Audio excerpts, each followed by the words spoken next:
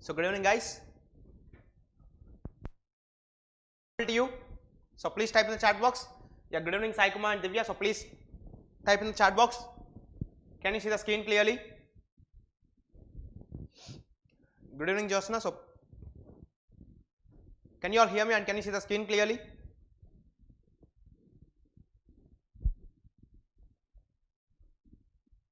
Yes or no? So please type in the chat box. Visible and audible? Okay, so we'll continue. So as informed earlier, today we have a cumulative session and just a second, let me change this first. Okay.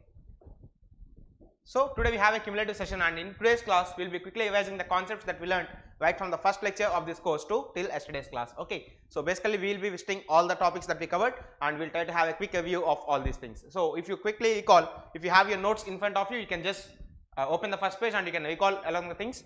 So in the first lecture we have started with the concept of single variable calculus. So in single variable calculus we started with the concepts of neighborhood. Basically in neighborhood we have seen what is deleted neighborhood and then we came to the concept of limits. So we have defined something like the mathematical equation something like this, where this tells us whenever x is tending to a, this f of x value tends to this L. So whenever you are having any function, if this is the function like y is equal to f of x, then as this x is tending to this point a, if this is somewhere L, then as x is tending to a either from any side, then this f of x will tend to this L. This is what we have seen in the definition, correct? So since there are two different ways for us to tend towards this x is equal to a, you know, this limit is said to be existing whenever this left hand limit is equal to its right hand limit. This is the mathematical condition that we obtained. Yes. So once we attain this, we have seen the definition of continuity and we have seen for the function to be continuous, I mean for the limit to exist at a particular point, the function need not be continuous, correct? We have seen this definition with this graph. We have taken a function like this which has a certain discontinuity at a point x is equal to a. Even though this function has a discontinuity at this point x is equal to a, but if you take this value L, where this L is irrespective of this function y is equal to f of x, then as your x tends to a, we have seen quite possibly that this f of x could tend to L even if there is no continuity here, correct? So for the function, for the limit to exist at a particular point, the function need not be continuous, but for being continuous the limit should definitely exist. This is what we have seen, and also we have seen the mathematical condition that limit x tends to a, f of x should be equal to f of a for the function to be continuous at this point x is equal to a, correct? So once we have seen this, we have started with the definition of derivative and we have seen we can derive derivative of any function with respect to x if you apply this first principle of differentiation. Limit h tends to 0, f of x plus h minus f of x divided by h. This is what we have seen and this is also a limit. So since for evaluating limits we have two different ways, basically the right hand limit and the left hand limit. So if the right hand limit and left hand limit of this particular limit exists, then we say that the derivative exists and we say that the function is differentiable at any particular point, correct? And of course to be particular at a particular point, so f dash of a, or you can write maybe f dash of x at x is equal to a. This is given by limit x tends to a, f of x minus f of a divided by x minus a. This is what we have seen here, correct? So this limit has to exist for this function to be differentiable at this particular point x is equal to a. This is what we have seen, and once we are done with this, we started deriving derivatives of different functions like basically trigonometric functions, algebraic functions, exponential, logarithmic and all these things, and we have given some good number of enough formulas on this, correct? So once we are done with the derivatives, then we moved on to something called the mean value theorems. So in mean value theorems we came to know that by using the Lagrange's mean value theorem we came to the conclusion that if you take any interval a to b, if this f of x is continuous in this closed interval a comma b and of course it's also differentiable in the open interval a comma b, then there exists some c belongs to a comma b such that definitely this f dash of c is equal to f of b minus f of a divided by b minus a. This is what we have seen here, correct? Yeah, good evening Kalimula, I am fine. So I hope you two are fine. So please, all of you, please try to recall all these things. If you are attending the class directly, please try to have the notes in front of you and please try to revise page by page, okay? You could see all these things. That could give you a better revision. So once we are done with this mean value theorems, we have seen what is the Rolle's mean value theorem, and it's a special case of Lagrange's mean value theorem whenever the functional value at the both limits of the interval is same, correct? And depending on this equation we came to the conclusion, so whenever a function is having any extremum at a particular point, its derivative is definitely 0. This is what we have seen. So once we are done with this, then we moved on to the concept of maxima, or before going to the concept of maxima and minima, we have seen the concept of Taylor series in single variable. So if you are having any function f of x, if you have its derivative continuously existing at any particular point, then the Taylor series expansion about that point is given by f of a plus x minus a into f dash of a by 1 factorial plus x minus a whole square into f double dash of a divided by 2 factorial and so on, plus infinitely many terms. But of course the condition for this Taylor series to exist is this f dash of a, f double dash of a, all these things should definitely exist, correct? And depending on this Taylor series expansion, we have seen the the expansions of sin x as x minus x cube by 3 factorial plus x power 5 by 5 factorial minus x power 7 by 7 factorial and so on, things like this. So once we are done with this, we have seen also the expansion of cos x, for which the cos x is given by 1 minus x square by 2 factorial plus x power 4 by 4 factorial minus x power 6 by 6 factorial and so on. Of course with a plus and minus alternating signs with containing only even powers of x. This is what we have seen. So similarly we have seen the expansion of this e power x as well as 1 plus x by 1 factorial plus x square by 2 factorial and so on, infinitely many terms, correct? So this is what we have seen. So using these three basic equations, we have seen how limit extends to 0, sin x by x is 1 and all other things. So once we are done with this, we came to the concept of maxima and minima. So in concept of maxima and minima, of course in case of single variables, we have seen for any function to have an extremum, definitely its derivative has to be 0 and we obtain some stationary points x naught. So depending upon this f double dash of x naught, we decided whether this function could possess a maximum or a minimum or a point of inflection at this particular stationary point x naught, correct? For getting maximum, we have seen that second derivative at this particular stationary point x naught should be less than 0. For getting minimum, it should be greater than 0, and of course if this is equal to 0, then we call it as a point of inflection. And I would like to stress one point here. Look, whenever first derivative is not 0 but second derivative is 0, we never call such points as points of inflection, okay? If you want to call some point as point of inflection, definitely it should be a stationary point, and definitely this value should also be 0, means first two derivatives should be 0 consecutively, okay? If none of them is happening, if first thing is not 0 but if second thing is 0, we don't call this point as a point of inflection, because someone was pointing it out yesterday to me, so I am telling this. So once we know this, we have seen how to find the maxima and minima of different functions, and once we have seen that, then we moved on to the integral calculus of single variables. So in integral calculus of single variables, we have stated with the basic theorems of integration. So the fundamental theorem of integration is something like this, which defines the concept of antiderivative and the concept of integration whenever if this capital F of x is antiderivative of this f of x. So next we define something called the mean value theorem of integration. The mean value theorem of integration is given by whenever you are having any function f of x which is differentiable in between this interval a to b, then there exists definitely one point c such that this f of c is equal to integral a to b f of x dx divided by b minus c, and this definition we have also shown it geometrically, correct? Can you all recollect this? We have shown this definition geometrically, and I have shown you how this f of c is coming here, means how this is this particular formula. Can you all recollect it from your course? Yes or no? So please respond. Yeah, I hope all of you can recollect this. It's straight away present in your notes, so you can definitely recall this. So now once we are done with this, we have seen what is or how to differentiate an integration with variable limits.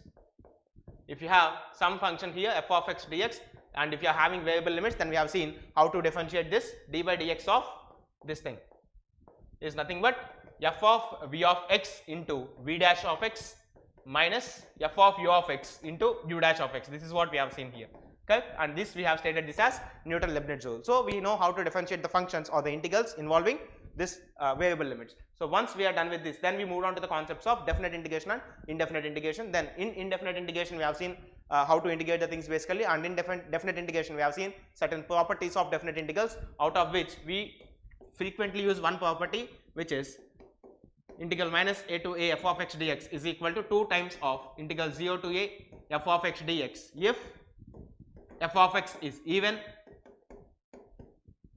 function and this value is equal to 0 if f of x is odd function. We have seen this result. So once we are done with definite integrations, then we move on to the concepts of some improper integrals, correct? So there I stated improper integrals are basically two types. So if you are having some integrations like this, then we call this as first kind if either a is equal to minus infinity or b is equal to plus infinity, correct? And of course we call this as second kind when both a and b are finite,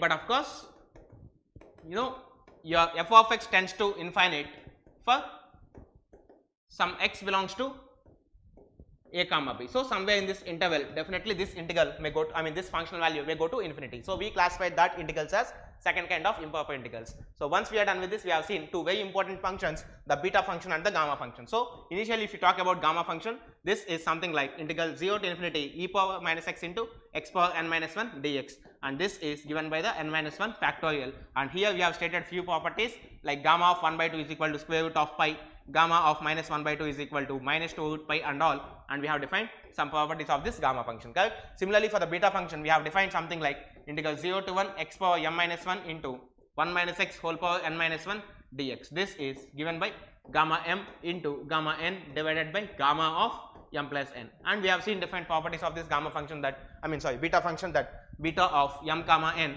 is same as beta of n comma m and all these things, correct? So once we are done with this definition of improper integrals, then we moved on to the applications of single variable integration. There we found the area between different curves or area bounded by the curves.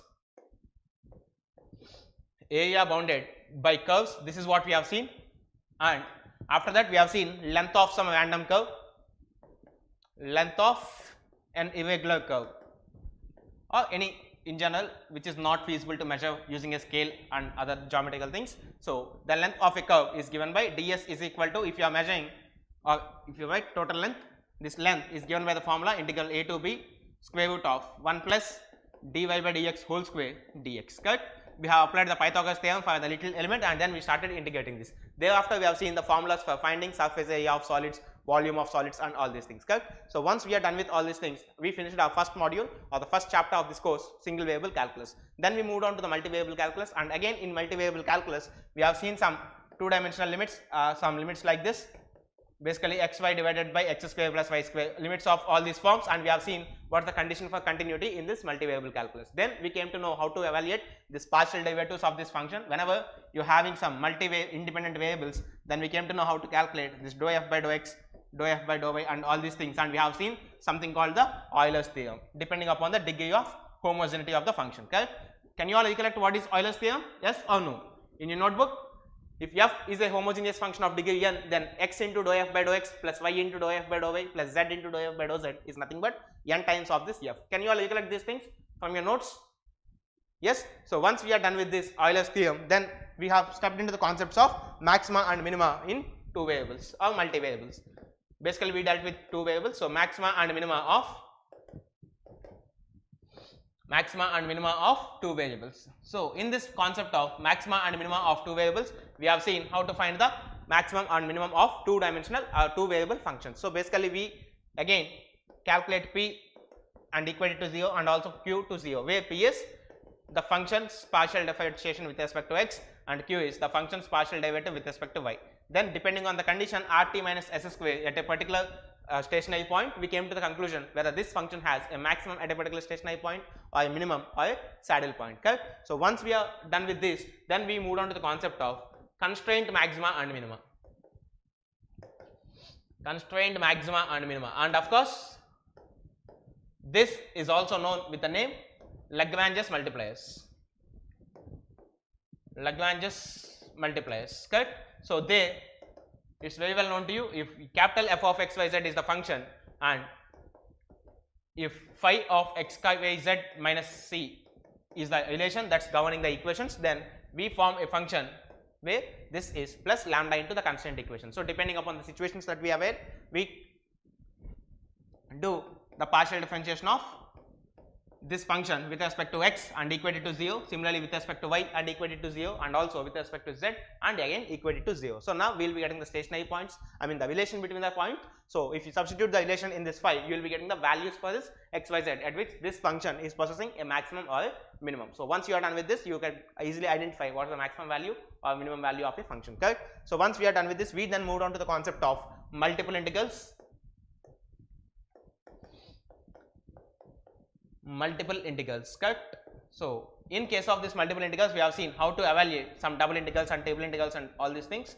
So f of xy dx dy or dy dx depending upon what the limits you are writing. So we have seen how to interchange the limits, means how to change the order of integration, and then we have seen how to convert integrals in one variable to or in one Cartesian coordinate system to polar coordinate system and all these things. So we have seen whenever if u is a function of xy or x comma y, similarly v is a function of x comma y, then if you are having some function, some limits a b c d hopefully, and if you are having this integral like f of u comma v dx dy or du dy, then we have seen you can convert this into some other limits e f g h, and of course here this could be some other function of x comma y into Jacobian dx dy. This is what we have seen, correct? Can you all recollect this?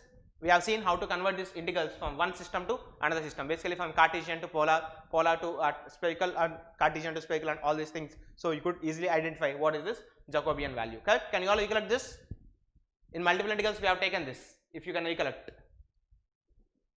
Yes? Is it available in your notes? I have shown you this if you remember. Yes?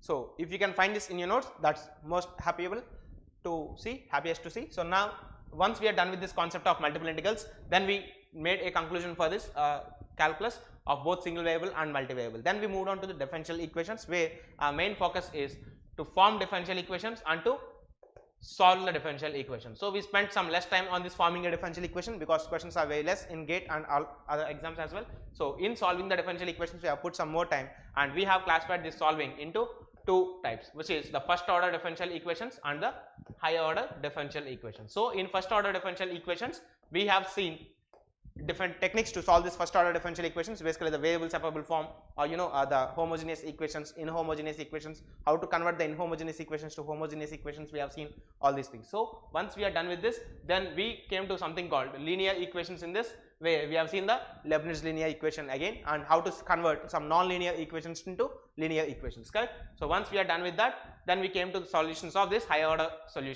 differential equations, where the complete solution is given by complementary function plus the particular integral. Then we have seen different methods for calculating the complementary function and also the particular integral. Depending upon the roots of auxiliary equation that you obtain, we have seen how to write this complementary function. Again, depending upon the functions that are available on the non-homogeneous side of the differential equation, we have seen how to calculate yp, and the summation of these two is nothing but the total solution of the differential equation. Then we learned one concept of Wronskian, and we used this concept in solving the differential equations using method of variation of parameters, correct?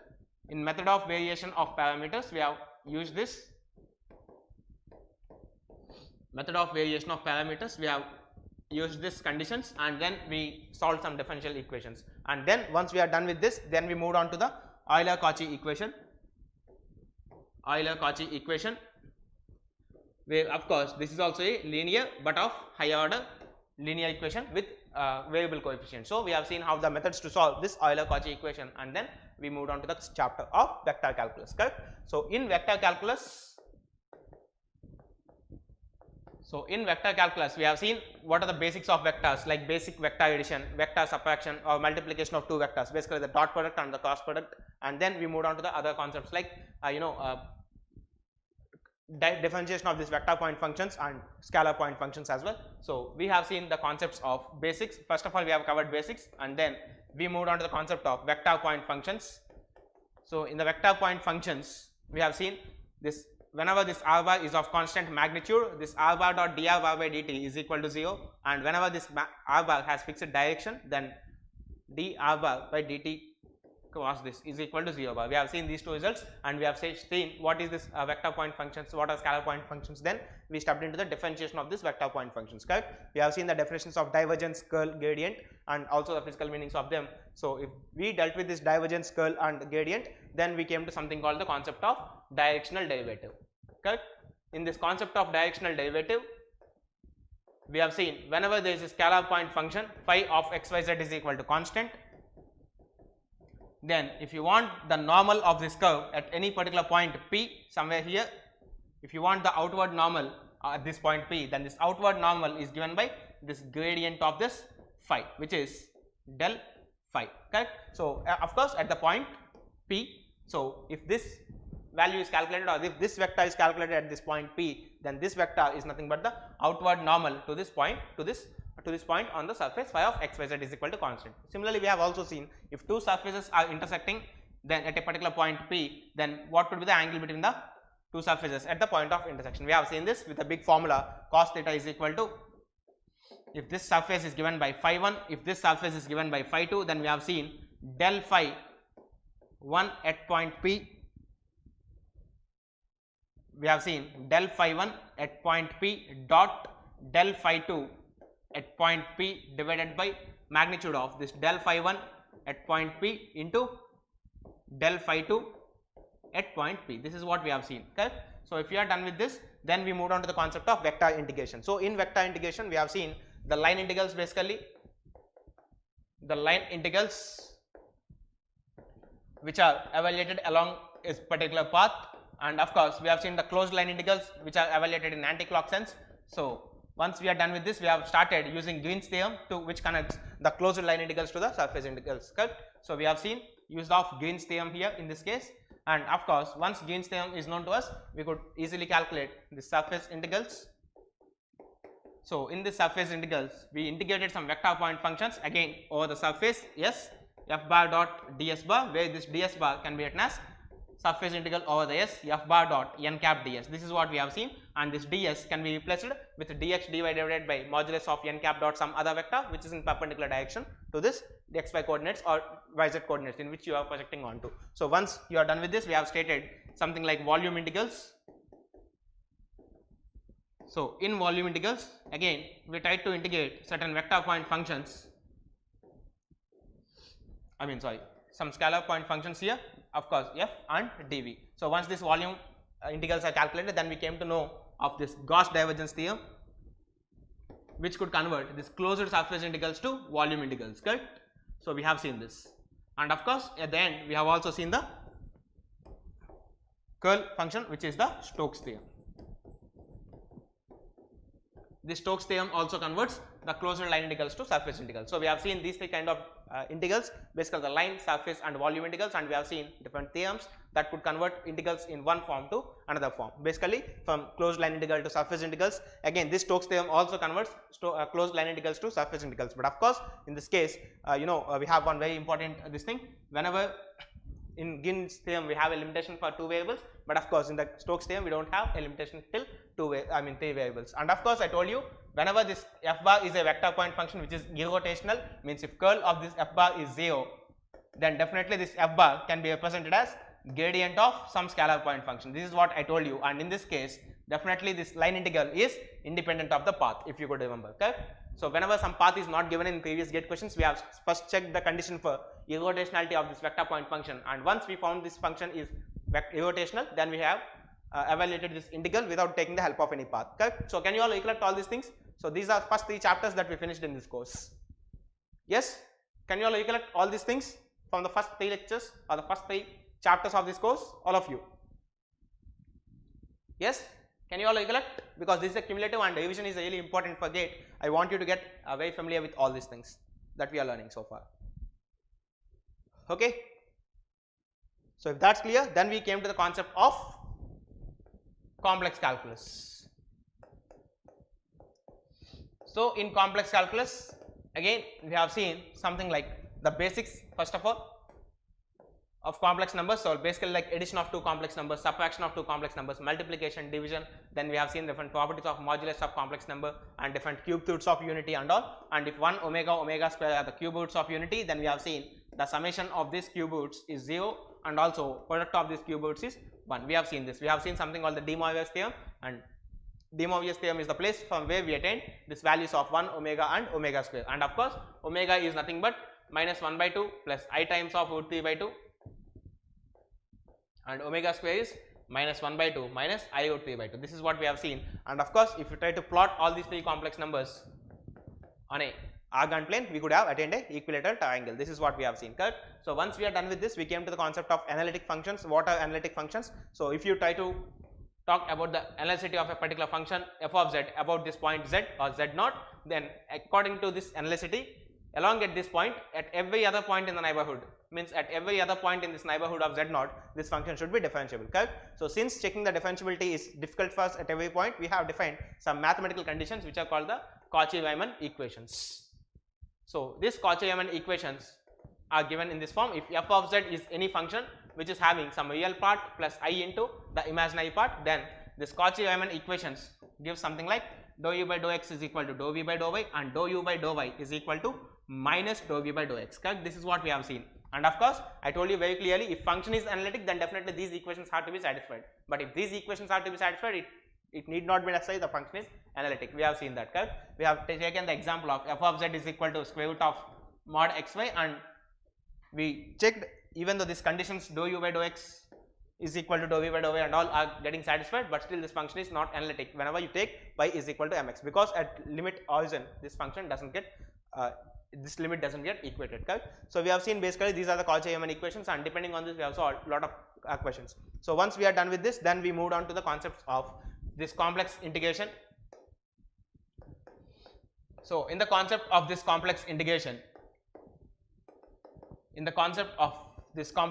we have seen how to evaluate complex integration. So basically if you are having some complex function f of z, then how to integrate this function along a particular path C. Of course, we have seen also the functions with closed path. So if something is written like this, then you denote that this C is a closed path. And if this f of z is completely analytic at every point within this closed path C, can you tell me what's the value of this?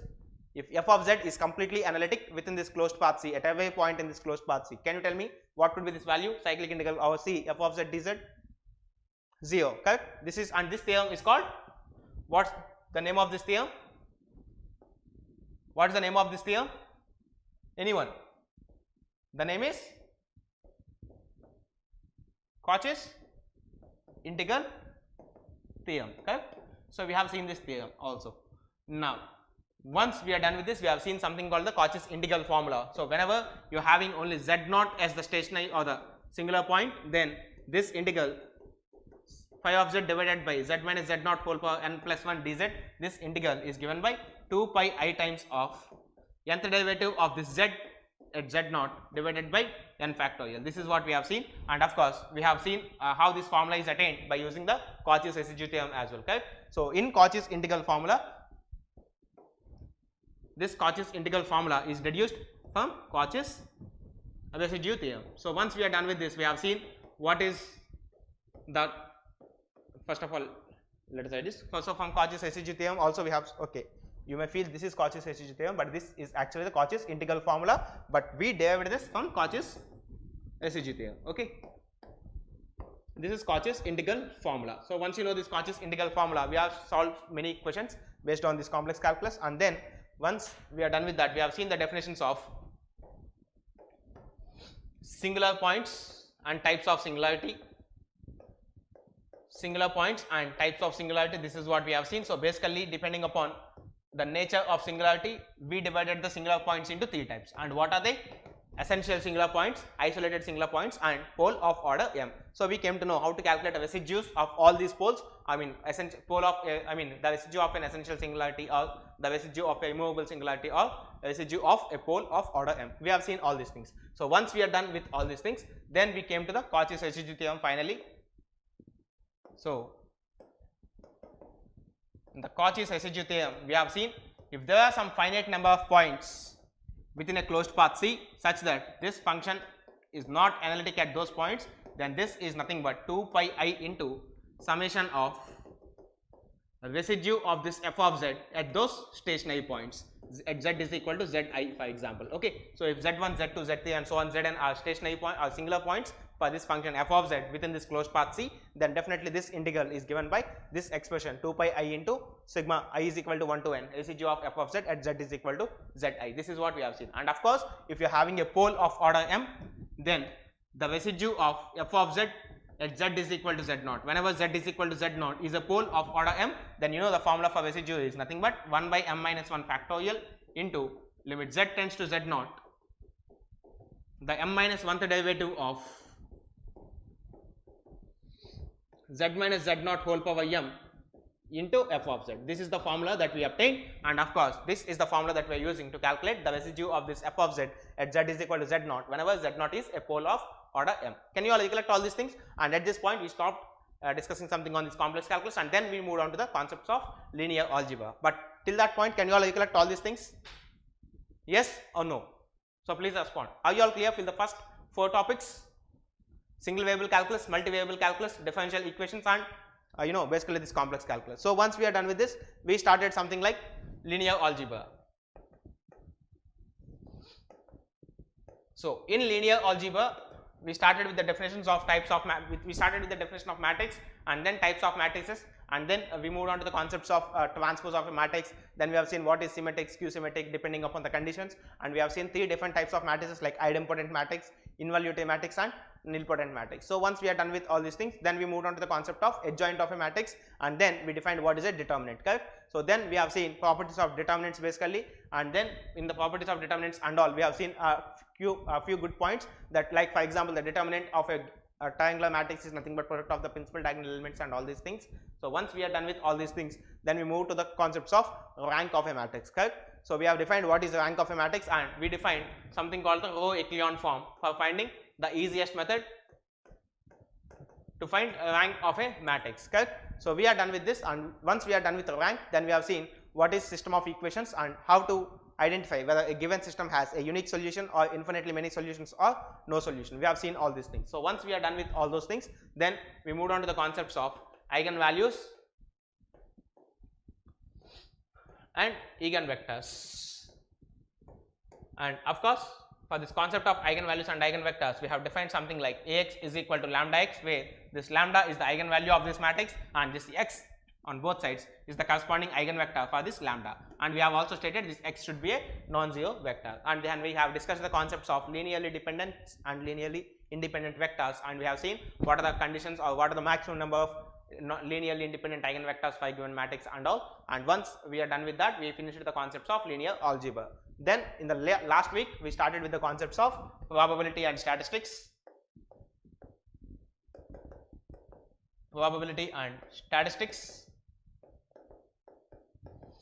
So in the concepts of probability and statistics, we started with the definition of a random experiment. We have seen what is a random experiment, and then we defined what is sample space, and finally what is an event. So once we defined all these 3 things, we have seen what is the probability of an event, correct? The definition for probability of an event, and then we have seen some axioms of probability, and then after we started looking at the theorems of probability, correct?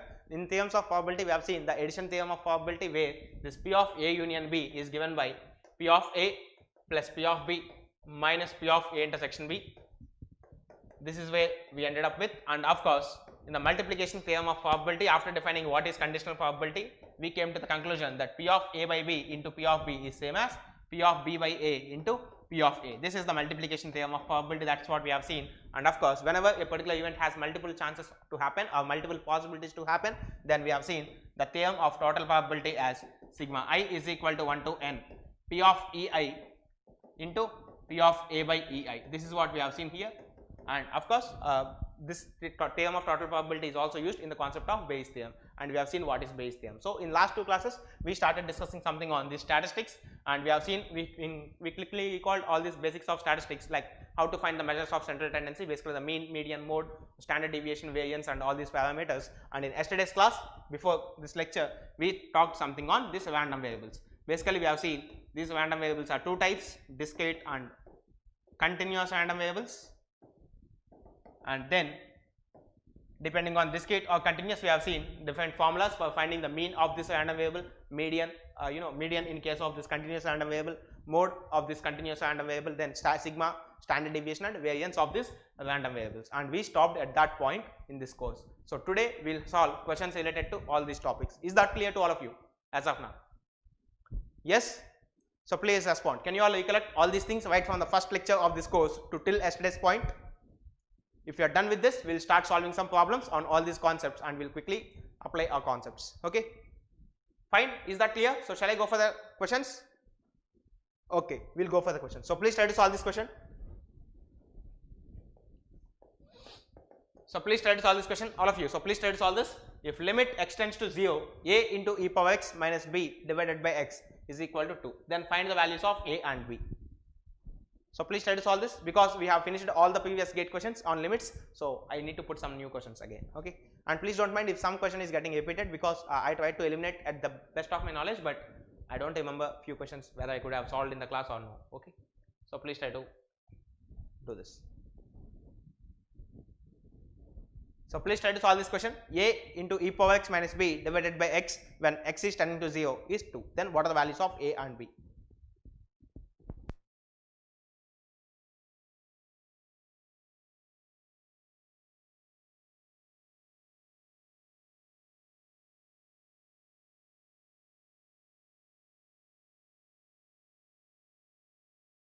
Try to solve this.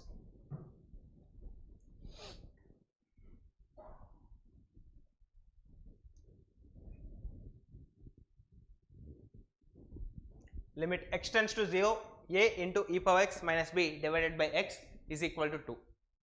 Then they are asking you to find the values of a and b. 2, which value is 2, Mauli? A or b?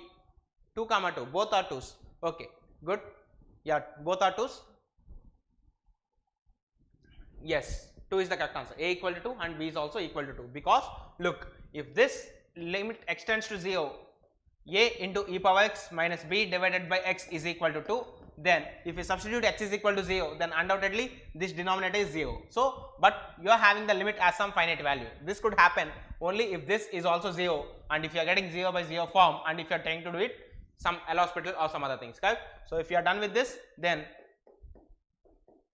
this implies limit x tends to 0. If you differentiate this function, a into e power x divided by 1 should be equal to 2, which means a is equal to 2. And of course, whenever you are substituting 0, this has to be 0. So, a times of e power 0 minus b is equal to 0. So, a minus b is equal to 0. So, a should be equal to, this is 0. So, a should be equal to b because for this limit to have a finite value, whenever this denominator is 0, whenever you are substituting x to 0, definitely this numerator has also to be 0. So, whenever you are putting x is equal to 0, you are having this particular equation which denotes a is equal to b. So, once you apply this L'Hospital rule, you will be getting a is equal to 2. So, both a and b are equal and those value is 2. Okay, is that clear to all of you? It's a very simple question. Look, whenever you are getting the denominator 0, but this limit is giving you a finite value, then definitely this numerator should also be 0, correct? Because we could evaluate something finite only if this is of 0 by 0 form then. Is it clear to all of you? So, shall I go for the next question? So, please respond. Shall we go for the next question? Shall I go for the next question? Okay. So, please try to solve this GATE 2015 Civil Engineering. GATE 2015 Civil Engineering. So, please try to solve this. Limit x tends to infinity modulus of 1 plus 1 by x whole power 2x. So, please try to solve this. This is a question from 2015 computer science. So, civil engineering. So, please try to solve this. Limit x tends to infinity 1 plus 1 by x and a modulus whole power 2x. D is the answer. Mauli, Raghunath, Tornado. Look, yeah, D is the correct answer because whenever x is tending to infinity, x is a big positive number, and whenever x is a big positive number, this value will be very small. But of course, 1 plus something is really positive, so this modulus remains as it is, and we can write this limit as limit x tends to 0, 1 plus 1 by x whole power 2x. And you know how to deal with the functions of the form 1 power infinity, correct? If you substitute x is equal to x tends to infinity, then 1 plus 1 by infinity would give you 1 plus 0, which is 1, and 1 power infinity is the form for this. So, whenever you are getting 1 power infinity form, I told you the answer could be something like limit x tends to infinity g of x, which is 2x into f of x minus 1. This is what I told you, correct? So, if you see this calculation, e power limit x tends to infinity 2x by x. So, x gets cancelled and this gives you e square, which is in option D. Okay. Can you all recollect? Whenever I am teaching you limits, I told you this formula. If limit x tends to a, f of x power g of x, if this is giving you 1 power infinity form, then this limit is nothing but e power limit x tends to a, then this limit is nothing but limit x tends to a, f of x power g of x is is something similar to e power limit x tends to a g of x into f of x minus 1. This is what I gave you, correct? So if you could apply this, you could easily get e square, but the only thing is you should remember this formulation, or else if you are not able to remove, you can apply 2l's, log and L hospital. So if you apply log and L hospital, still you could get e powers 2. Okay, so can you all recollect this formula from our previous lectures? Yes or no? So please respond. Can you all recollect this formula from previous lectures? Okay. So if that's fine, then we'll move for the next question. Okay. So please try to solve this 2016 production engineering and production and industrial engineering. They are asking you to partially differentiate two functions. F of x comma y is given. This is x cube. If you could not read this on your small screen, I am reading the function for you. F of x comma y is x cube minus 3xy square, and g of x comma y is 3x square y minus y square. So please try to solve this and try to correlate which of these given options is correct.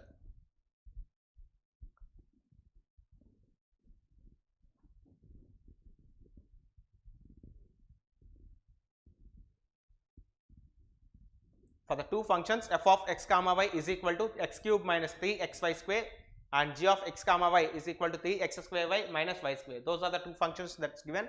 Which one of the following options is correct? That's what they are asking for.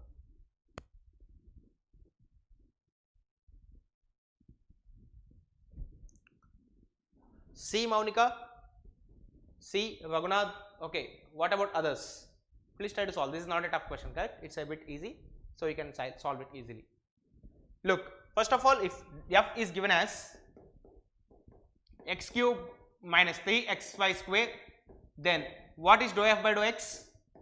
This dou f by dou x is nothing but 3x square y minus 3y square, correct? Because you are differentiating with respect to x partially. Oh, C is the correct answer. That's what all of you are telling. It's okay. I'm happy for you. So anyhow, let me try to solve this. If there is someone who didn't solve, let us help them. So the partial derivative of this function x cube with respect to y is 0 minus the partial derivative of this function with respect to y is 3x has to be treated as a constant, so into 2y, which is minus 6xy. Similarly, if you take this g of x comma y as 3x square y minus y square, then this implies dou g by dou x is equal to 6xy minus 0. So dou g by dou y is equal to 3x square minus 2y. This is what you have. But of course, if you see clearly, if you observe clearly, this dou f by dou y is minus 6xy and this dou g by dou x is plus 6xy. So can I write this dou f by dou y is nothing but minus dou g by dou x, and if you see clearly, this is the same thing that's given in option C. Okay. And it's a very easy question, and I'm happy that all of you could do it correct. Okay, fine.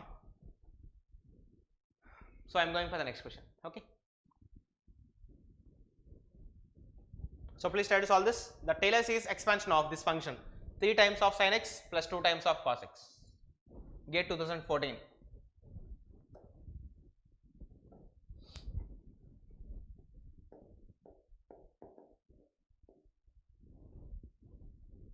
So please try to solve this. The Taylor series expansion of this function 3 times of sin x plus 2 times of cos x.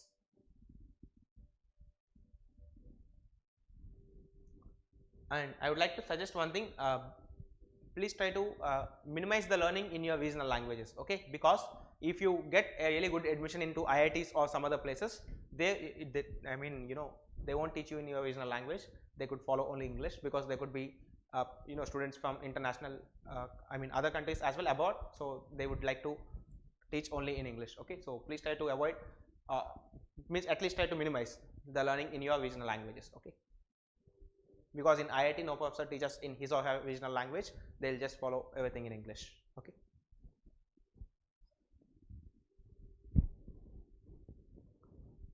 Here is the answer, Monica. 2 plus 3x minus x square and all.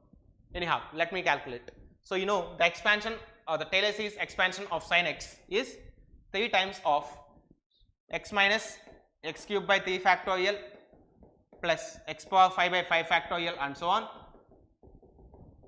plus 2 times of cos x is 1 minus x square by 2 factorial plus x power 4 by 4 factorial minus and so on. This is what we have, correct? So this is equal to, if you try to simplify, the constants is 2 into 1 is 2 plus x term, this is the x term, so 2 plus 3x, next x square term, so minus x square, next x cube term, so minus x cube by 2 and so on. This may go like this. So if you see the expressions, these two options are definitely wrong, because here we got a 2 plus 3x, but in these two options we have 2 minus 3x. So these two options are definitely wrong. Now in this case, in both the cases we have 2 plus 3x, but of course here we have a minus x square, which is possible only here, but not in this case, because in this case we got a plus x square here. Okay, so we can eliminate these three options B, C and D because of this plus sign here and this minus sign here. Is that clear? Yes? Is it understandable to you?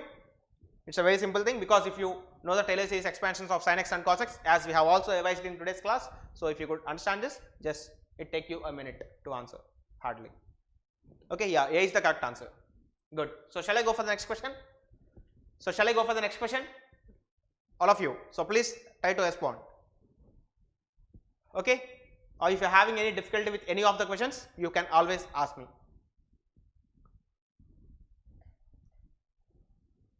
Okay, so fine. 2016 electrical engineering. So please try to solve this. It was a question from 2016 on electrical engineering. So please try to solve this question and tell me the answer. The Lagrangian mean value theorem is satisfied for f of x is equal to x cube plus 5x. So f of x is given by x cube plus 5 times of x in the interval 1 to 4. Okay, interval is also given at a value of, okay, they are asking you for the value, means the mean value at which this Lagrange's mean value theorem is satisfied for this f of x within this interval. So please try to calculate and tell me the answer. It's a very simple thing. So please try to solve by your own. And anyhow, if you couldn't solve, I will definitely help you out. But first of all, please try to solve this. 2.5, is it? How come this is 2.5? Look, Raghunath, I told you this mean value c is equal to a plus b by 2, of course only when this function is quadratic function, but here there is 3, so this is a cubic function. Okay, so you can't apply this logic. I told you very clearly on that day, whenever your f of x is in quadratic form, ax square plus some bx plus c form, only then this logic can be applied, but it's given a cubic equation here. Okay, so you can't apply this. Are you clear, Raghunath? Yes? Can you understand why it cannot be written as 1 plus 4 divided by 2? Okay, so please try to solve this. But of course, if this is given a quadratic function, then definitely you can calculate the c value as a plus b by 2. 2.645 Mavli, is it? Anyhow, let me try to solve. Look, this f dash of x is nothing but 3x square plus 5. So as for this Lagrange's mean value theorem, you will be getting f dash of c is equal to f of b minus f of a divided by b minus a. Correct? So if you apply this f dash of c, then 3c square Kalimula root 7 is not sufficient. You need to tell what's the value of root 7. Okay, 2.645. Fine. So 3x square plus 5 is equal to f of 4. So if you put x is equal to 4, 64 plus 20, which is 84, minus f of 1.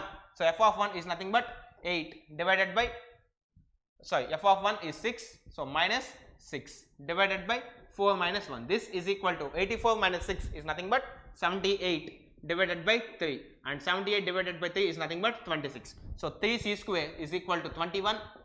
So c square or c is nothing but plus or minus root 7. But if you see, the interval is given something like this, and the mean value should lie in between this interval. Definitely this c is nothing but root 7 plus root 7, because clearly one thing you can understand, this minus root 7 doesn't lie in this interval. Okay, so whenever we define mean value theorems, we stated that this definitely the c, the mean value which is satisfying this condition, should lie within this interval. But if you take c is equal to minus root 7, that minus root 7 is not lying within this interval, so definitely this c value is plus root 7. So if you want to calculate what's the value of root 7, you might take a help of virtual calculator. So let us take the help of a virtual calculator now. Yeah. Fine. If this is the virtual calculator, then if you want to calculate 7 square root, you can click a 7, and if you type the square root, you can get SQRT of 7, which is the square root of 7, which is 2.645. So 2.645 is the answer for this. and they asked you to round off to the second decimal place, so you can write hopefully 2.64 because this is already an even number, okay, or something around this, because this is a numerical answer type question, so definitely they will be giving you some range, so you can write 2.645 undoubtedly, okay. Is this clear? So shall I go for the next question? Did you all understand why we can't take minus root 7 even though minus root 7 is a value here for C? Because this C should definitely belong to this value of 1, 4. Okay, fine. If that's clear, we'll go for the next part. The minimum value of the function f of x is equal to x cube minus 3x square minus 24x plus 100 in the interval minus 3 to 3, and of course this is a GATE 2014 again. So please try to solve this question. Your f of x is something like x cube minus 3x square minus 24x plus 100, and the interval given here is minus 3 to 3. So please try to solve this. You know the procedure for finding maxima and minima, and of course if the interval is given, I told you what you need to check in excess. So interval is given here, so please do all the procedures that I taught you and tell me what's the minimum value of this function. Options are also given here.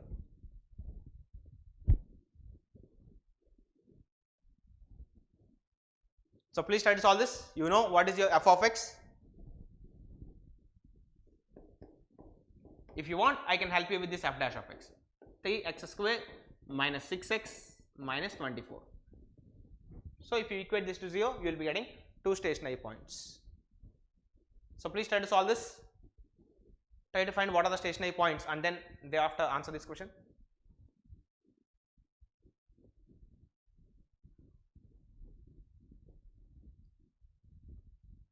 Yes, so please try to answer this. X cube minus 3x square minus 24x plus 100.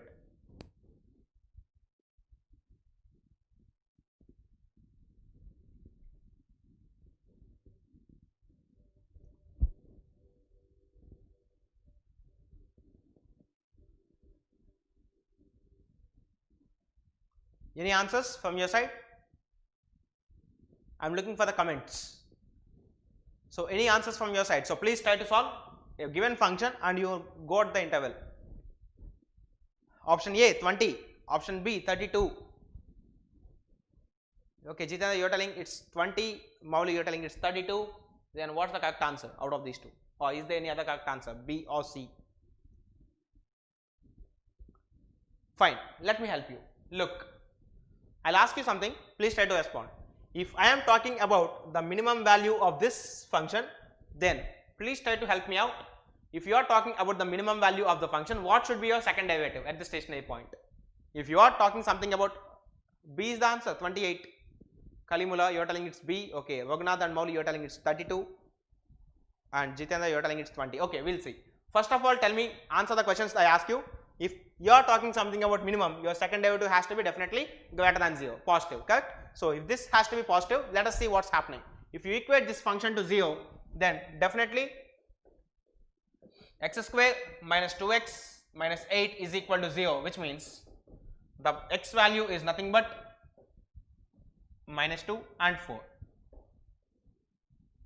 Now, out of these two stationary points, I will definitely neglect 4 because I don't know what happens. I don't want what happens at 4 because my focused interval is minus 3 to 3, and since I am talking only the function in the interval minus 3 to 3, so definitely this 4, whether maximum occurs or minimum occurs at this point, I am not interested. I will definitely delete this point.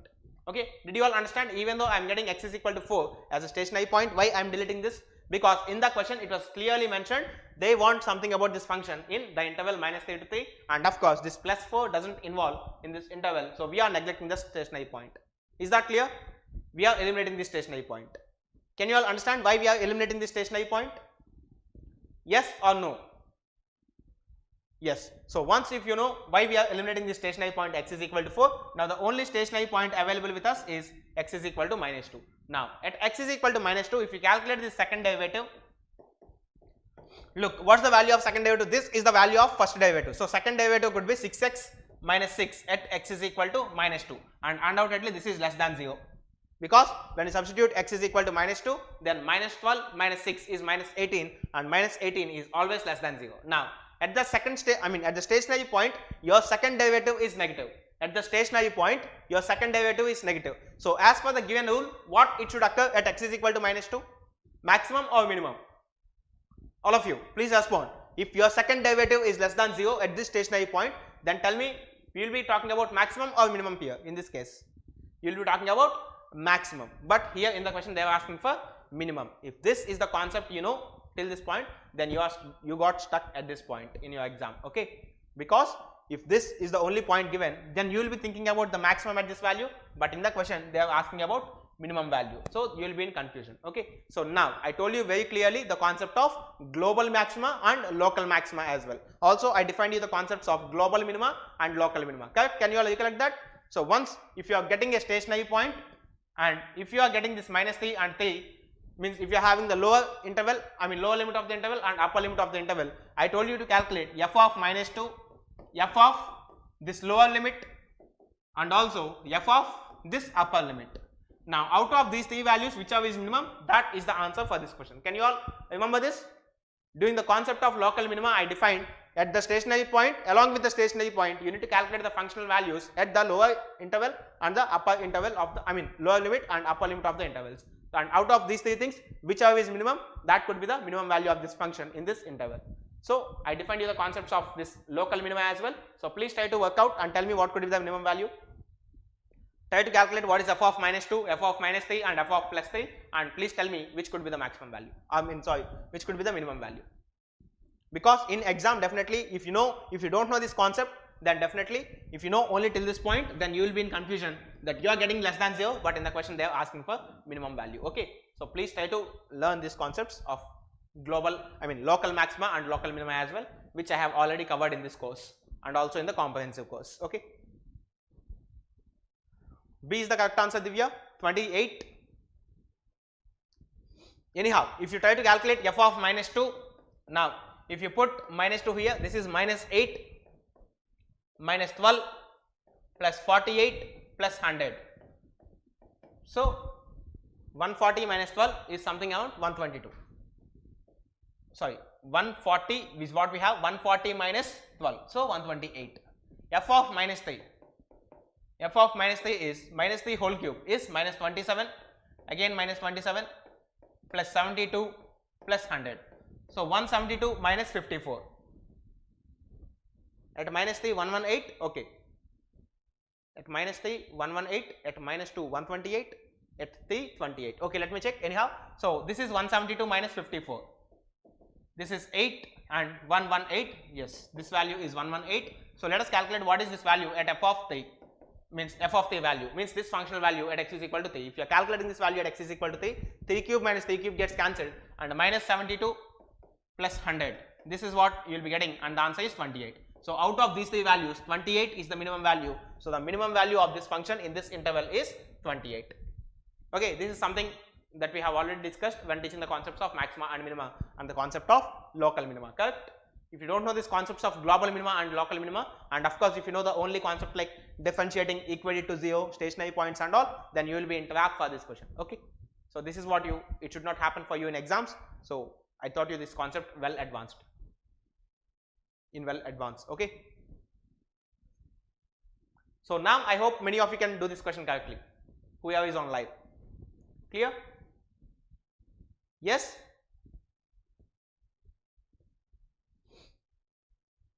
Can you all recollect this thing, the concept of global minima and local minima, and then decreasing function, okay, whatever it can be, I don't bother right now, but of course definitely this is 28 is the minimum value, okay? And we have solved good number of questions on increasing and decreasing by seeing the first derivative is greater than 0 or less than 0. Fine. So let's go for the next question quickly. So year was not mentioned, okay, but this is also a previous gate question undoubtedly. So please try to solve this. A function f of x is linear and has value of 29 at x is equal to 2 and 39 at x is equal to 3. The value of it at x is equal to 5. So please try to solve this. They have given you this f of x is a linear function, and they have given you 2 points that at x is equal to minus 2 this value is 29, and at x is equal to 3 this value is 39. So they are asking you what is the functional value at x is equal to 5. So please try to solve this. It's a simple question.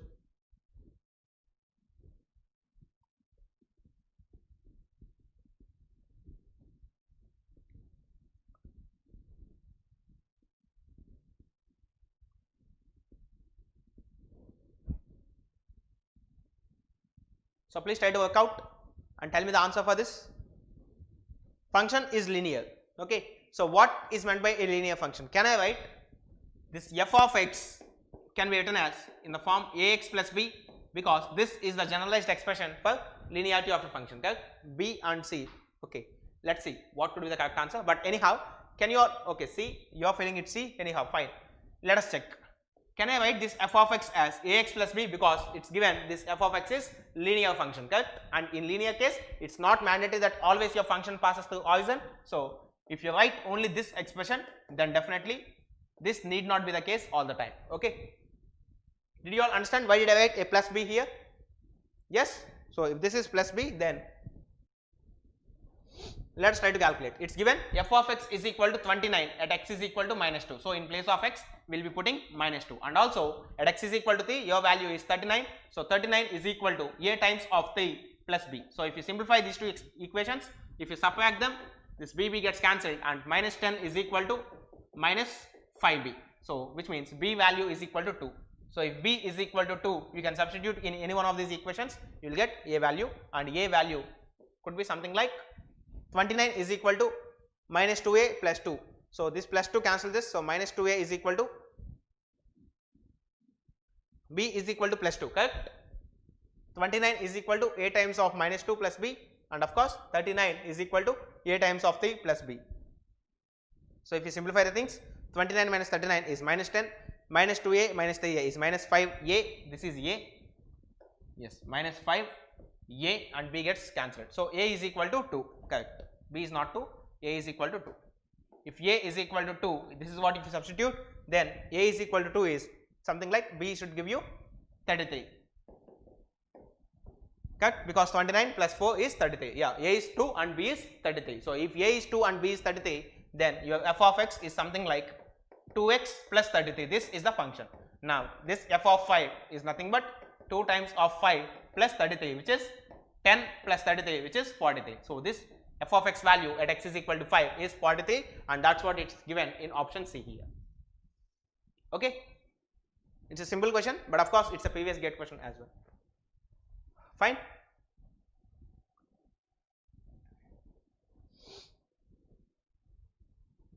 So shall we go for the next part?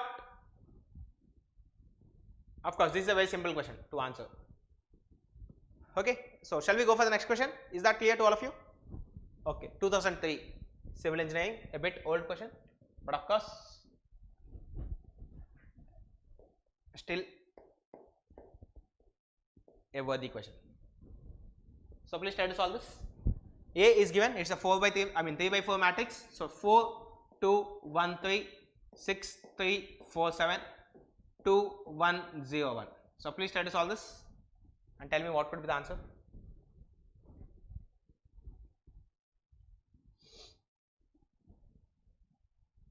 First of all, this is a 3 by 4 matrix. So at maximum you can form 3 by 3 minors, correct? So total there will be 4 3 by 3 minors. You can check, and of course then if all these 4 are 0, you can go for 2 by 2 minors. Rather than doing all these things, it's very simple to convert this matrix to row echelon form and then compare. Then count how many total non-zeros are existing. So please try to do this. Try to convert this matrix into row echelon form and tell me what's the answer, because you know rank of a matrix is nothing but number of non-zero rows in this row echelon form of the matrix. So please try to solve this.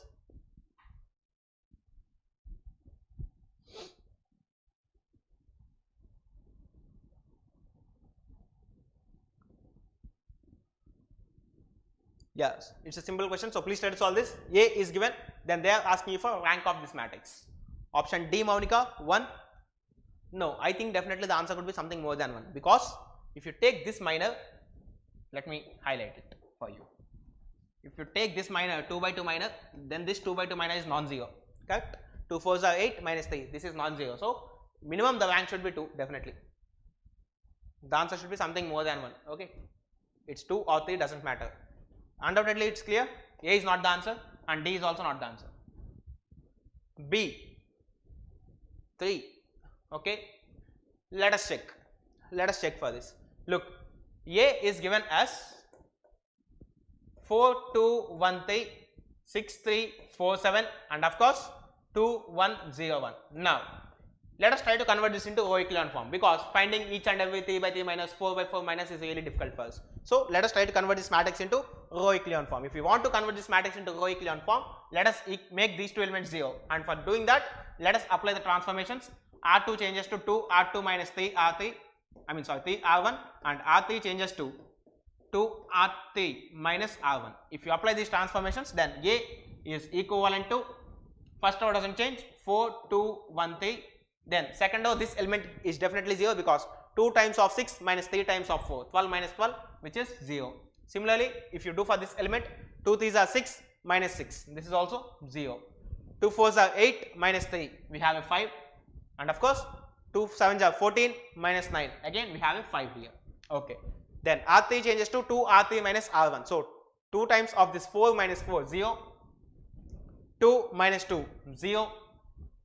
Next, 2 times of R3, 0 minus 1, which is minus 1, and of course here 2 times of 1 minus 3, which is minus 1. So it's very clear, if you want to convert this matrix into row echelon form, then definitely you need to make this element as also 0. If you want to make this element as 0, then one thing you can definitely apply. If you apply R3 changes to 5 times of R3 plus R2, then this matrix could definitely get converted to A is identical to 4 2 1 3 0 0 5 5, and now if you perform that transformation, 5 times of 0 plus 0 0, again this is also 0. So 5 times of this plus 5, which is 0, and also 0. Now this matrix is definitely in row echelon form, because if you see the number of non-zero elements before the first non-negative number is 0 in this case, is 2 in this case, and also here this is a completely 0 row. So this matrix is completely in row echelon form. After performing 2 transformations, 2 steps, it got converted to row echelon form,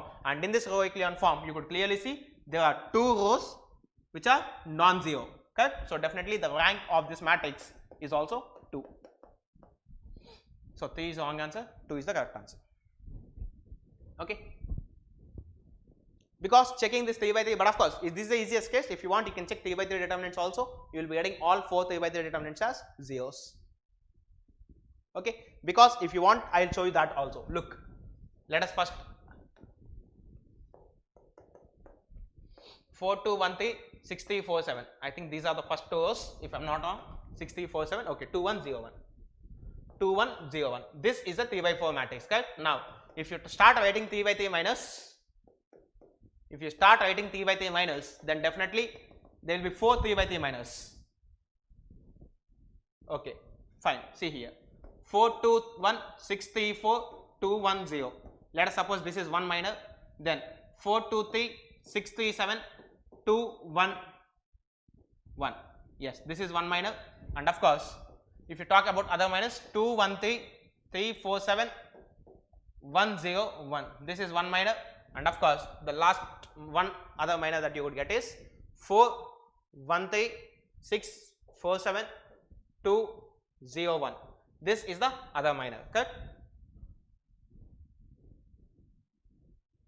No, like in general, if you want to calculate the minors, if you want to find the rank, this is the method, but of course this is elaborate, this is a bit lengthy for higher order matrices. This conversion to row echelon form is a bit simple, okay? And also you know very well how to make these elements 0, because you will be doing it many times for Gauss elimination and all, but of course we didn't discuss Gauss elimination here. We will be putting Gauss elimination in numerical methods because it's an iterative method, so definitely this is what you will be having, and it's a bit easier, okay? So now if you calculate, undoubtedly one thing is very clear, these two determinants are 0, because if you see, the first column is nothing but 2 times of the second column, correct?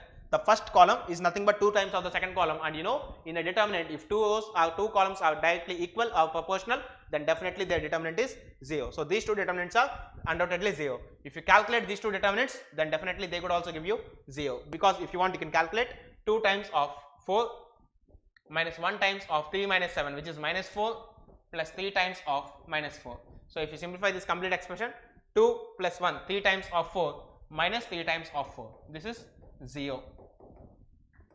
Similarly, if you calculate this determinant, you will also be getting 0 for this. So all 4 by 4, all 3 by 3 minors, they will go to 0, but you can still find a 2 by 2 minor which is non-zero. So definitely you can declare rank is 2. Okay, and of course we can, rather than doing all those things, it's very easy to convert this matrix into row echelon form, and if you convert this into row echelon form, then you could clearly see there are 2 rows which are non-zero. So these two non-zero rows denotes the rank of this matrix is 2. Is that clear to all of you? It's a bit easy to check in this case, to check all the minus, but in whenever the matrix size is a bit big, it's not possible, but this method is always suggested because it's very easy to convert into row echelon form. Okay. And if there is some 0 sitting here, then we can interchange the rows. That's not a big issue. We have already discussed these points when I am dealing this linear algebra. Correct? So shall I go for the next question? So shall I go for the next question? Is that clear to all of you? I hope things are clear. So we are going for the next question. Okay. 2017 computer science. The rank of this matrix P plus Q. So first of all, let us form this matrix P plus Q individually. 1 minus 1 0, 1 minus 2 minus 1, minus 1 minus 1 minus 2, 2 plus 6 8, 9, 10, and of course 8, 8, and 3 plus 5 is again 8. So you want to know the rank of this matrix.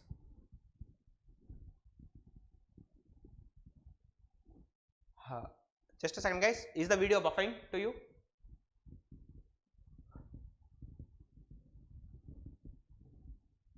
Is the video getting buffered? Because it's happening in my screen, so is the video getting buffered to any of you? Please respond if that's the case.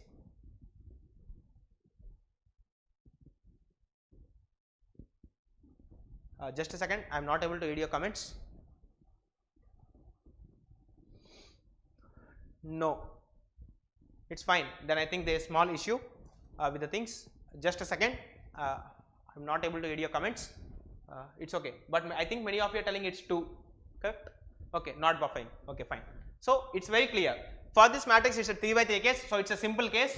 So you need not apply this row transformations on some transformations and all, but of course this determinant could give you 0 if you try to calculate this, correct?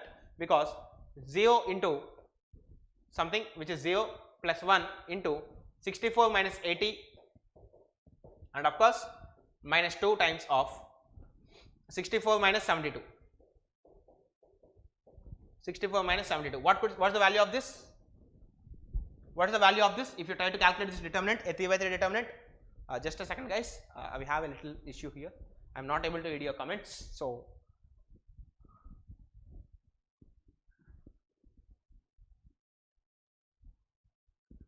just give me some minutes. Okay, anyhow I will be reading your comments from here.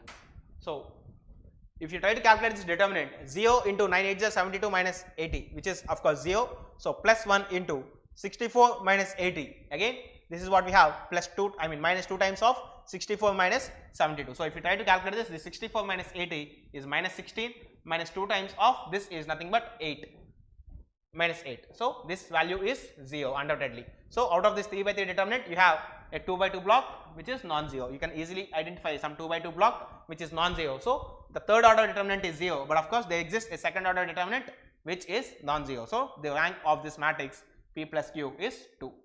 Okay.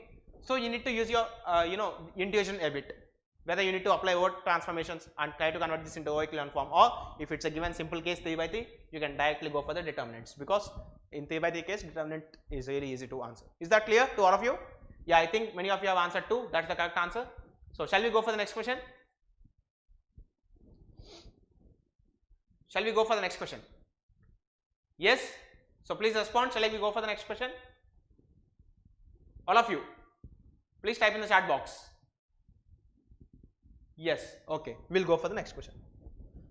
I'll be having 2 systems in which I can read my comments. One is here and one is there. So that's why I'll be looking frequently at this and that system over there. But of course, this we have a trouble today. Okay. So I'm looking in the comments at that. So anyhow, give vector point function. So we step down to vector calculus somewhere. Okay. There is a vector point function.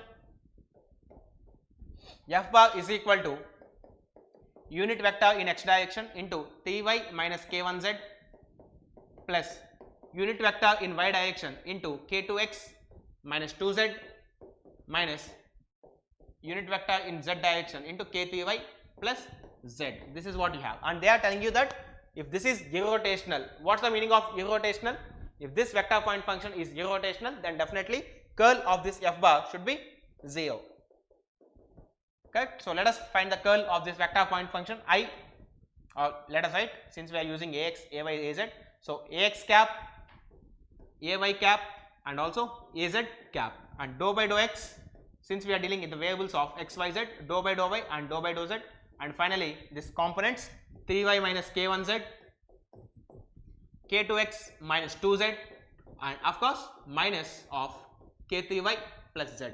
This is what it's available with us, and this determinant has to be equal to 0 bar. So now if you try to equate this to 0, then definitely this is equal to, this implies a bar x of dou by dou y of this term, which is minus, look, if this determinant has to be, I mean if this curl of f bar has to be 0, then this determinant has to be 0, which means ax bar of dou by dou y of this, which is minus k3, minus dou by dou z of this, which is minus 2.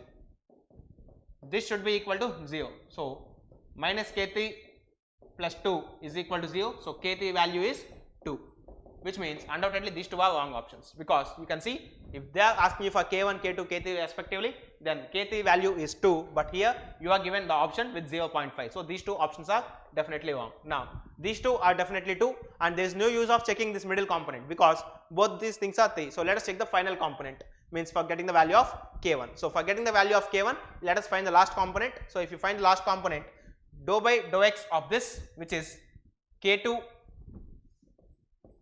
Okay, I think we are getting the value of k2. Anyhow, let us try to do this. So k2 minus dou by dou y of this is 0. So k2 is 3, and if you calculate this middle term, dou by dou y of, I mean dou by dou x of this, which is 0, minus dou by dou y of this k1. So minus k1 is equal to 0. So k1 is equal to 0. So this is the wrong answer, but of course B is the correct answer. Yes, B is the correct answer, as many of you told. I am not able to read something. Karthik Kumar. Okay, fine, thank you. Anyhow, it's okay, cool. So anyhow, I think you got to know how k1 is 0, k2 is 3, and k3 is 2, I guess. Yeah, 2. Is that clear to all of you? Just finding the curl, equating it to 0. Okay.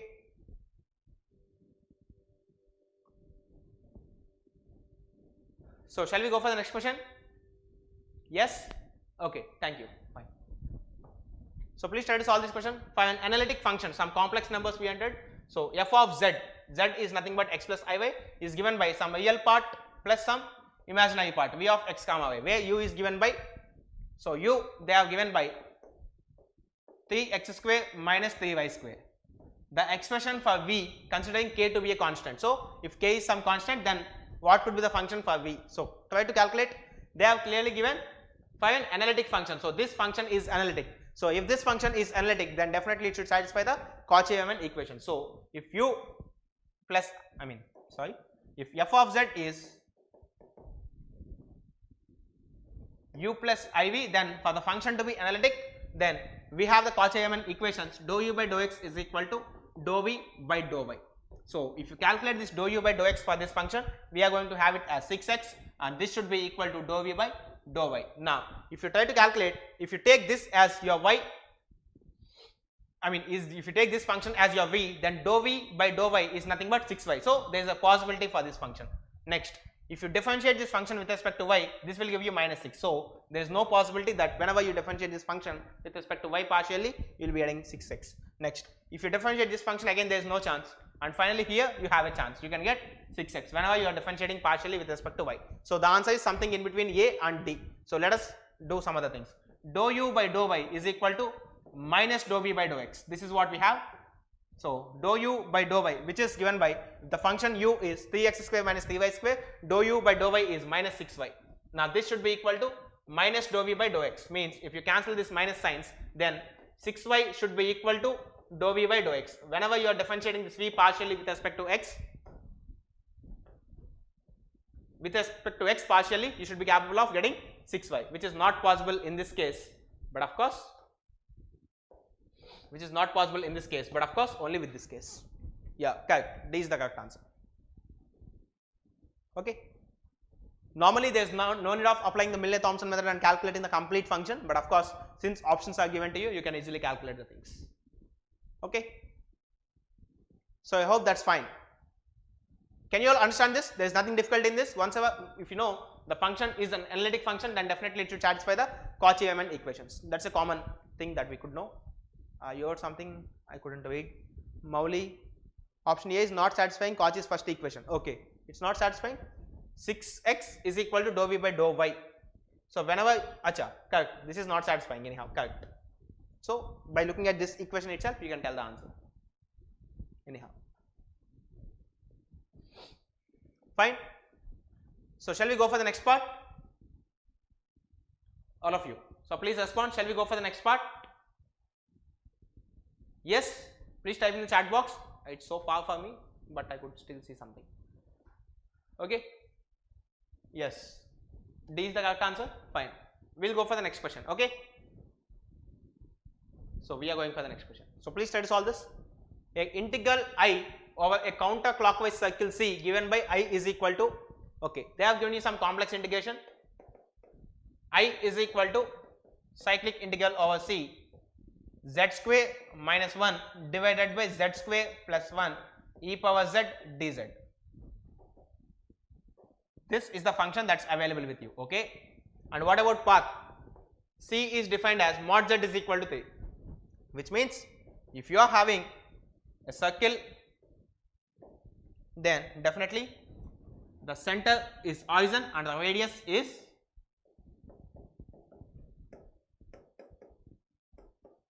three units. So definitely this is z is equal to 3 and this point here is 3i, this point is minus 3i, and of course this point is z is equal to minus 3. So you can calculate.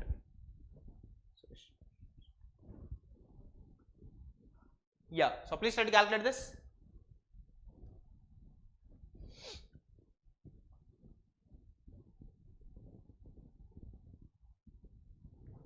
Just a second guys, we are trying to set back the comments anyhow. Meanwhile, you please try to solve this question.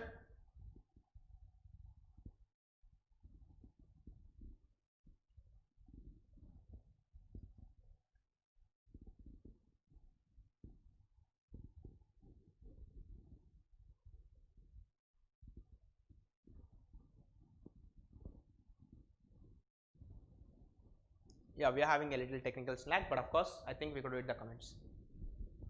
Kalimura, you are telling something? Minus 4 pi I sin 1. Okay. Okay, let me check. Look, if you talk about the singular points of this function, then singular points are the points where this z square plus 1 is equal to 0, which means undoubtedly z is equal to plus or minus I. Now, if you talk about this plus or minus I, definitely both these points could lie somewhere inside the path. Correct? So if both the points are lying inside the path, and of course if these are singular points, then this integral can be written as 2 pi I times of residue of this function at z is equal to minus I. So please tell me something. Can I write this function as z plus I into z minus I, and can I tell you that z is equal to plus I and z is equal to minus I, both these are singular points of isolated singularity or pole of order 1. Can I tell you that both this z is equal to plus I and z is equal to minus I are simple poles of this integration? You are writing something? Buffering. No issue, no buffering. Okay, but of course there is some internal issue with us. I think I'm not able to read the comments on my screen. Yeah, because our Wi-Fi settings are showing connection is not in the range. Anyhow, I think things are fine so far. So see here, can I tell you that these two, z is equal to I and z is equal to minus I, are simple poles of this integration? Yes? Yes or no? Because you could see clearly the power is 1. So can I tell that z is equal to plus I and z is equal to minus I are simple poles of this integration? Yes or no? So please tell me, type in the chat box. Yes. So if I can tell this, then can I write the residue of f of z at z is equal to I is nothing but, if you close this z is equal to z minus I term and if you put z is equal to I everywhere, you will be getting minus 2 e power I divided by 2i. This is what the residue of this function at z is equal to I, plus the residue of this complete function at z is equal to minus I is nothing but minus I whole square, which is minus 1 which is minus 2 divided by minus 2i into e power minus I. This is what you have, correct? So if you try to cancel these 2's here comfortably and a minus sign hopefully, then you will be getting something like 2 pi I into, of course this I you can cancel because you can take it common. So my e power minus I minus e power I, this is what you will be having. You can cancel this i's. So 2 pi into, with a minus sign if you take common, e power I minus e power minus I, which is nothing but minus 2 times of I into sine 1, correct? Because you know e power I theta is nothing but cos theta plus I sin theta. So if you have e power I alone, that can be written as e power I into 1, which is cos 1 plus I times of sine 1. If this is the case, then e power minus I means if you take this minus sign common, you will be having something like e power I minus e power minus I. So cos 1 plus I sin 1, and e power minus I could be something like cos 1 minus, so this e power minus I can be written something like cos 1 minus I sin 1. So if you subtract these two things, it's undoubted you will be getting this cos 1 cancelled and minus 2 times of I sin 1. So total the answer is, we have taken one minus sign common, so there won't be this minus again because we have already taken the minus that is getting common to us. So minus 2, and we have an I as well. So minus 4 pi I sin 1, which is given in option D. Yes, correct. Yeah, temporarily I could see the comments here. So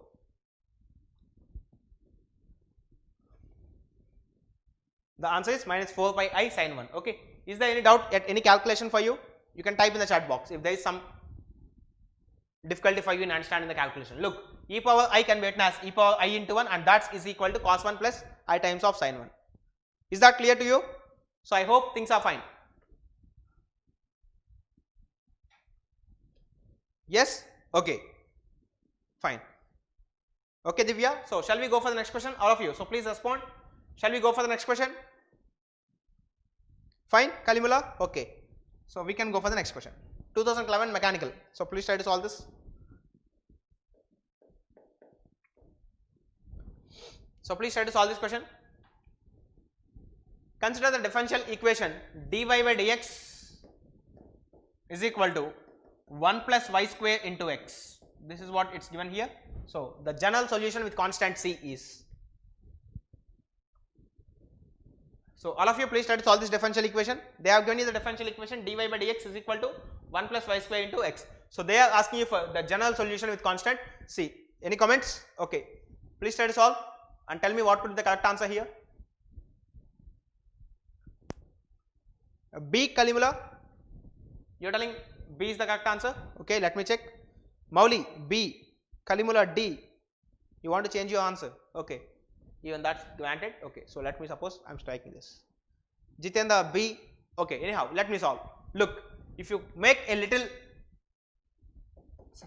arrangements here, we can write this differential equation something like this, correct? And now you could clearly see this is a variable separable form. So if you try to integrate this, this left side integration is nothing but tan inverse of y, and if you integrate the terms on the right, you will be getting x square by 2 and of course plus an arbitrary constant. So y is nothing but tan of x square by 2 plus a constant.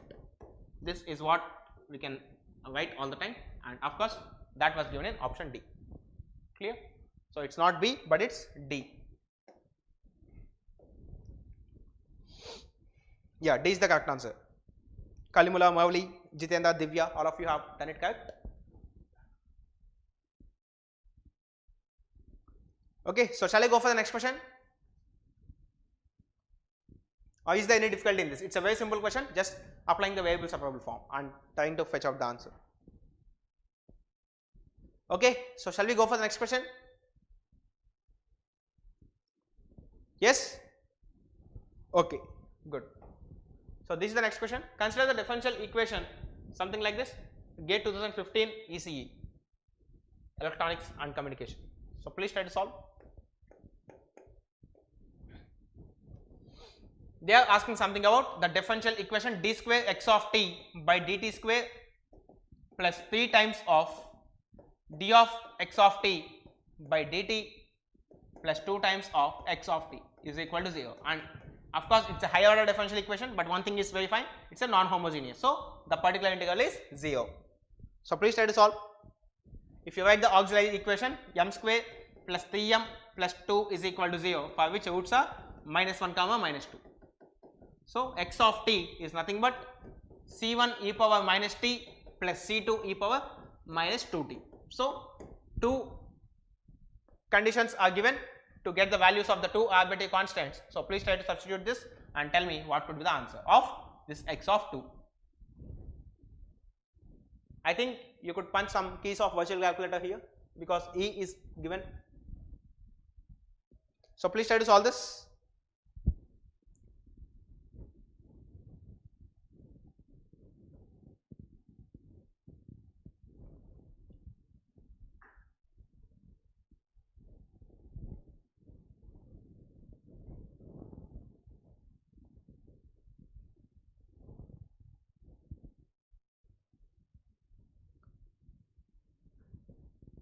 Unsupported signal is also coming meanwhile.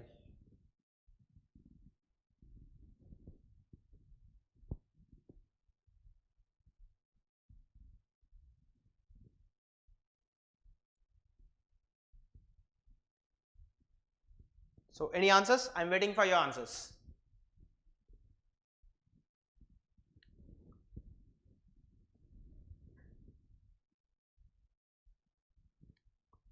Look, use your virtual calculator for performing the calculations, okay? Please don't type in the Casio and tell me the answers.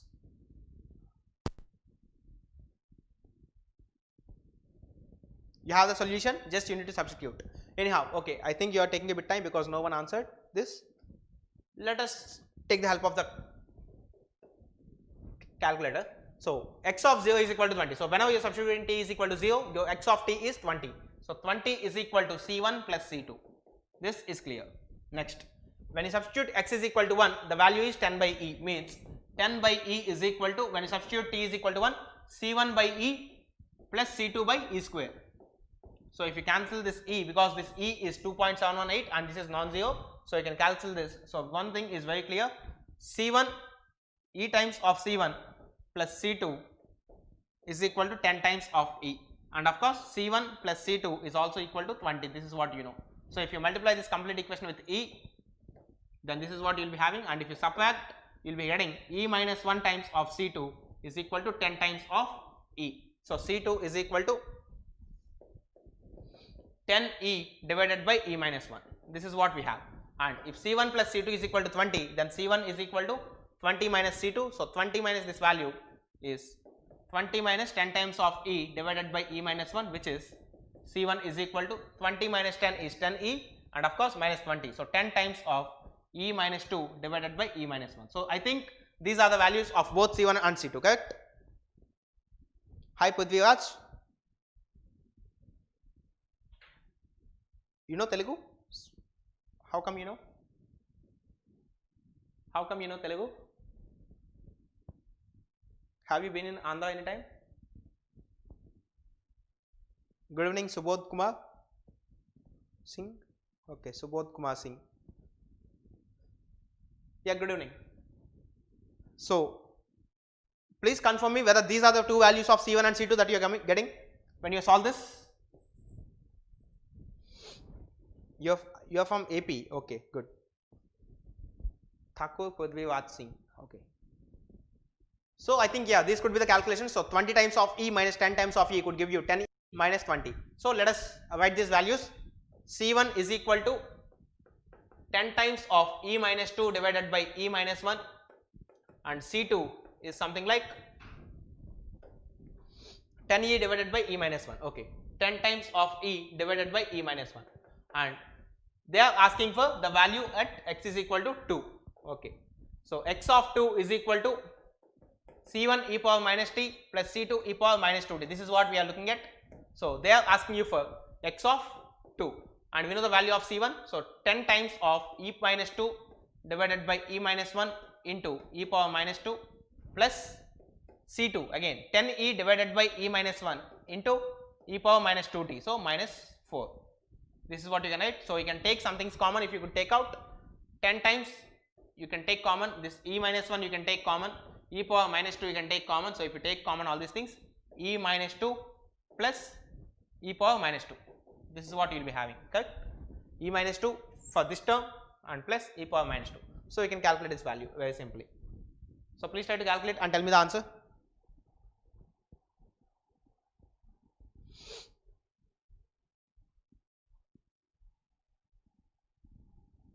Subodh, you want a video on one dimensional wave equation? Okay, I'll definitely try to make it, but of course not now, maybe a bit later because time is a bit low for GATE. So fees, how much for third year triple students? I am not aware of this fees and batches, but of course you could talk to a management or one of the official numbers that I could provide at the end of my lecture. So if you can contact one of them, one of these numbers, you could definitely get a better knowledge on this. Okay. So 0.88, that's what Kalimula you feel. Okay, let me try to calculate this value. So before calculating, let us try to simplify the things. 10 times of, okay, let us first calculate e minus 2 plus e power minus 2 using a virtual calculator. E minus 2 plus e power minus 2. So you can write a minus 2 e power x. So e power minus 2 plus something like that. This is what you have. So this to be multiplied with 10 times of e square by e minus 1. Okay. So this has to be multiplied with 10 times of e square divided by e minus 1. So e minus 1 into e square. So the answer is 0.67, I guess, 0.6723.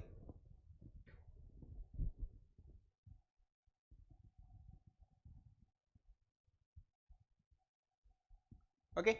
So anyhow, this is a calculation you need to perform a bit carefully, but as per my calculation, I think 0.672 is the correct answer. Is the answer mentioned here? Yeah, even it's given here something like 0.65 something. So this is the value. Okay. So answer में proximity हफ्ता है क्या? Yeah, of course they'll be giving you some range, so no need to worry. Okay, because this is a simple calculation, of course, dealing with e. So if you want to eliminate this e power minus 2, you can take LCMs and all. So if you take an LCM for the time being, e minus 1 into e square into e cube minus 2 e square plus 1 divided by 1 more e square. So this is the total value you need to calculate. 10 times of e cube minus 2 e square plus 1 divided by e minus 1 into e power 4.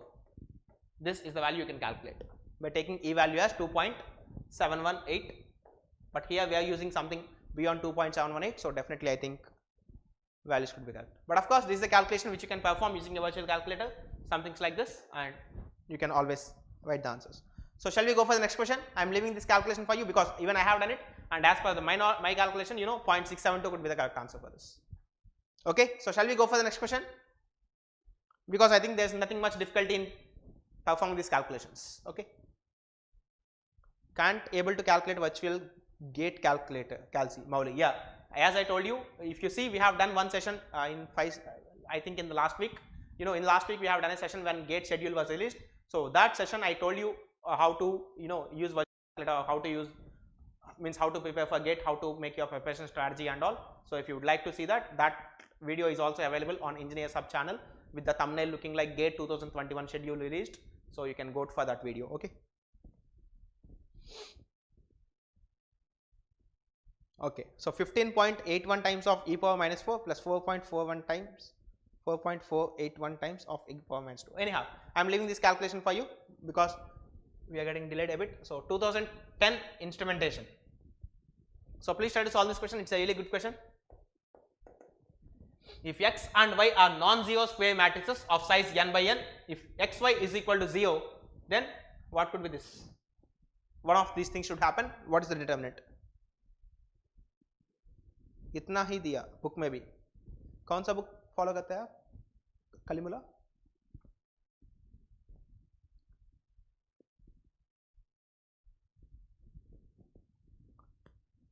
Yeah, so please try to solve this. C is the answer, Jitendra. What is C? Both are 0. Okay. Subodh Kumar Singh, A is the answer. What is A? Okay. Then Mauli, C is the answer. Okay. Fine. Please try to solve this. And if you are liking the content, please do like the videos, because that could increase the reach and it could help many others. C is the answer, Divya. Subodh, only you are feeling it's A and the rest of all are feeling it's C. Anyhow. Any other options? Someone want to type here? Any other options? If someone wanted to type here in the chat box. Look, I'll help you with this question, because this is a very nice question and very good question. So please try to be attentive. Okay. Kalimula, you are telling it's C. Look, given x and y are non-zero square matrices, means definitely I can tell one thing, x is not equal to 0 and y is also not equal to 0. Correct? Now, let us suppose mod x is not equal to 0. I mean, sorry, not mod x, I am extremely sorry. Determinant of x is not equal to 0. Okay. Let us suppose determinant of x is not equal to 0. Then what does this mean? X inverse exists. Correct? Can I write this? Please respond. Arun Kumar, Avati, C is the answer. That's what you are feeling. Okay. Let us suppose mod x is not equal to 0. Then this implies x inverse exists. Correct? If x inverse is existing, look, clearly it's given xy is equal to 0.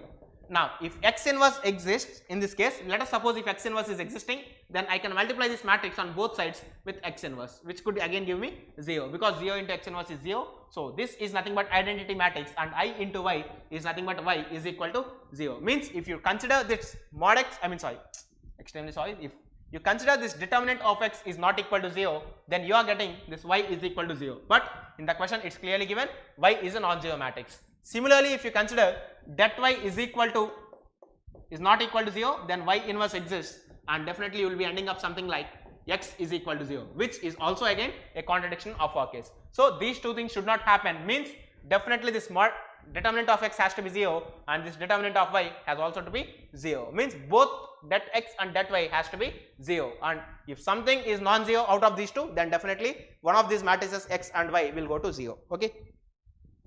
Is that clear to all of you? Can you all understand this?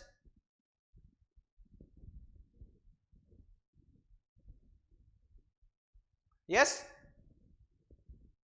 or no? So please type in the chat box. Can you all understand this?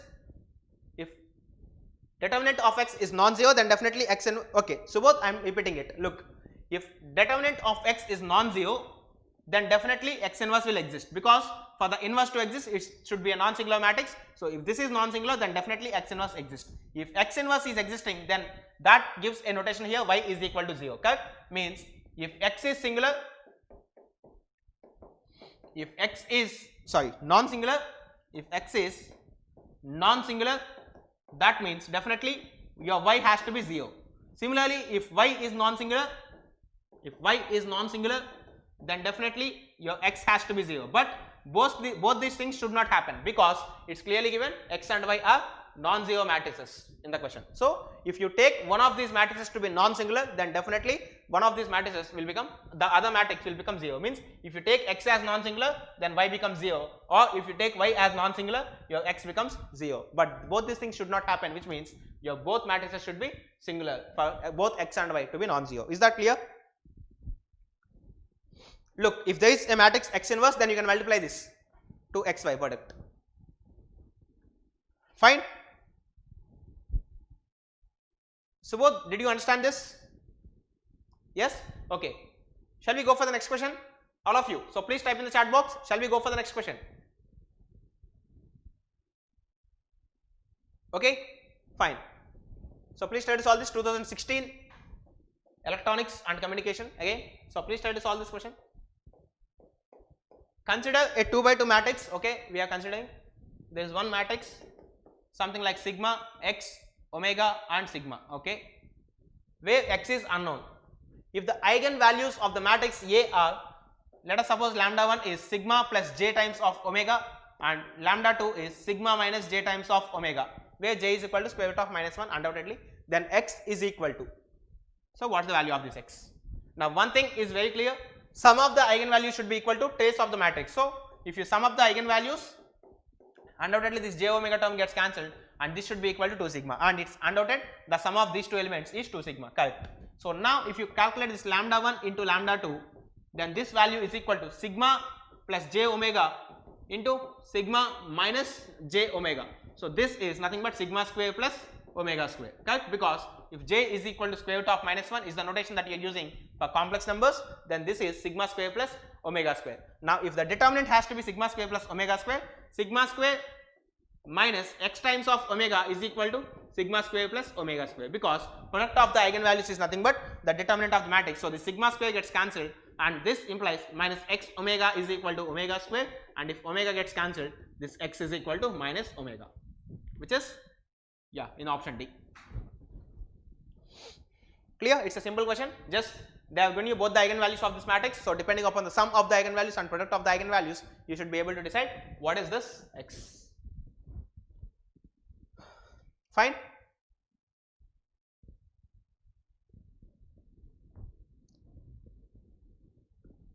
Is that clear to all of you?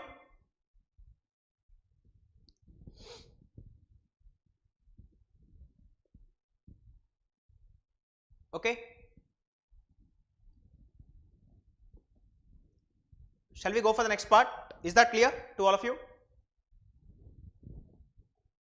Okay. I think we entered some probability.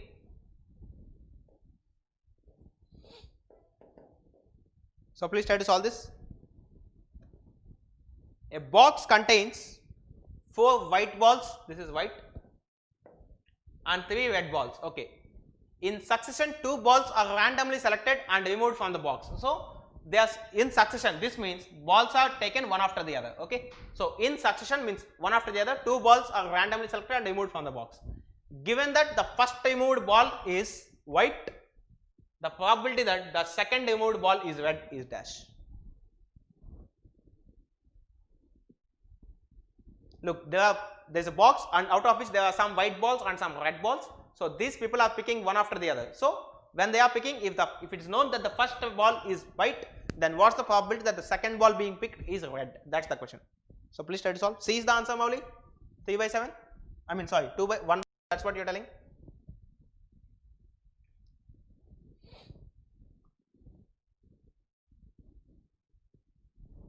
C, Divya. Okay.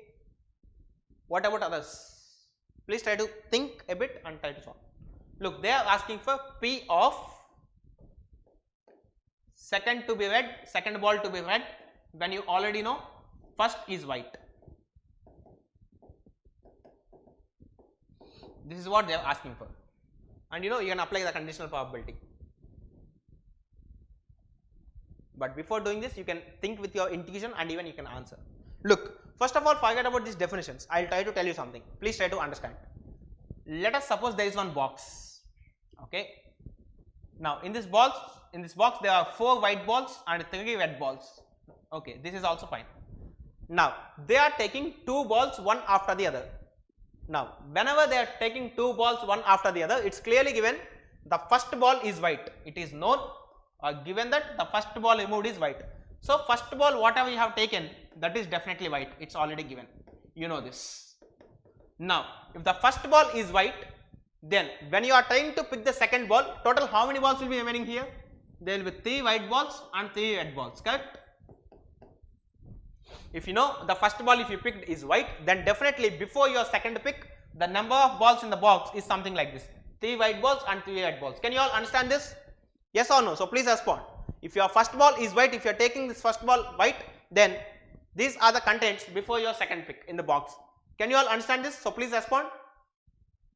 Can you all understand this? If your first ball is white, then your second ball will be definitely, before the second pick, your box will definitely contain 3 white balls and 3 red balls, because you clearly stated first ball is white. So white ball came out already. Yes? Yes or no? All of you who is on live, so please respond.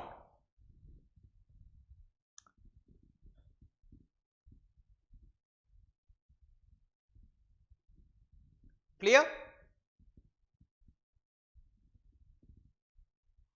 I am not able to read comments or what?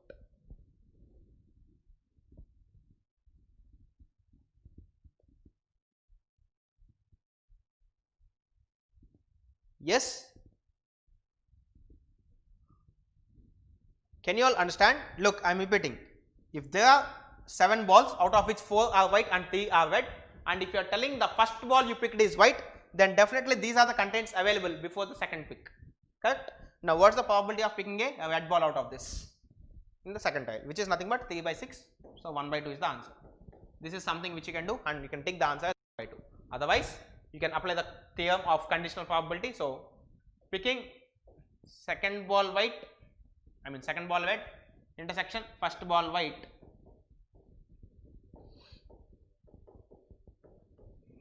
divided by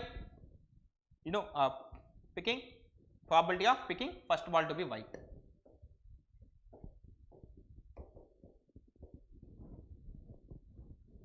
So, if you see, you will be getting the total probability of picking the red ball as 3 by 6 again. Okay. Anyhow, you can answer this any of these 2 ways. See, unless you don't comment, I don't know what's happening. Okay. If you're understanding something, you please type yes. If you're not understanding, it's okay. You can write something. Okay, I'll make one session, and I think we have already planned one session on partial differential equations. In the schedule, we have one complete lecture for this partial differential equations. And Subodh, if you would like to know more about this partial differential equations, you may go to the chapter of differential equations in the comprehensive course, and the last lecture of differential equations I have completely dedicated it to partial differential equations. Okay, so you can have a look over there. Okay, so please try to respond. Otherwise, it's really difficult for me in online class whether if you are able to get the things or no. Okay, but of course, I think you are getting the things because many of you are answering a bit quick whenever I am giving you a question. Okay, so let's go for the next part. And if you are here on this channel for the first time, please do subscribe the channel, because we are going to have a lot of content similar to this that's of much use to all very soon. Next, let's go for the next question. So please try to solve this.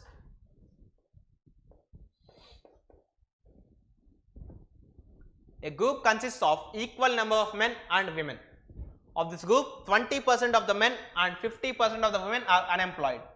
If a person is selected at random from this group, the probability that the selected person being employed is how much?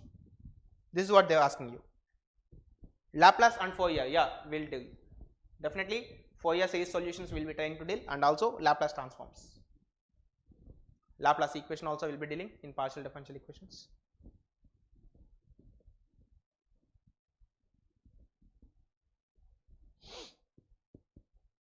So please tell me what's the answer for this. There are multiple possibilities for this event to happen, correct? First of all, look, probability of getting employed is nothing but probability of picking a man, and then probability that he is employed when you picked a man. This is one condition. Or probability of picking a woman and probability of this woman being employed. These are the 2 different cases for this to happen. So please try to tell me what's the answer. 0.65, Vishal and Mowli. Yeah, theorem of total probability basically. So there are 2 cases. Look, first of all, if you want to have if you pick a person at random, and if he or she has to be employed, look, you can pick a man, and of course, since 20% of the men are unemployed, definitely 80% are employed. So the probability that the selected man can be unemployed is 8 by 10 or 80 by 100, both are same. Okay, this is the probability that if you select any person from man, definitely that he is employed. And also if you pick someone from women, 1 by 2 into probability that a woman is employed is 50%, because 50% are unemployed, which means the rest 50% are employed. So this is the total answer for this. 80 plus 50, something like 130 divided by 200. So 65 by 100, which is 0.65. Clear? Yes, 0.65 is the correct answer.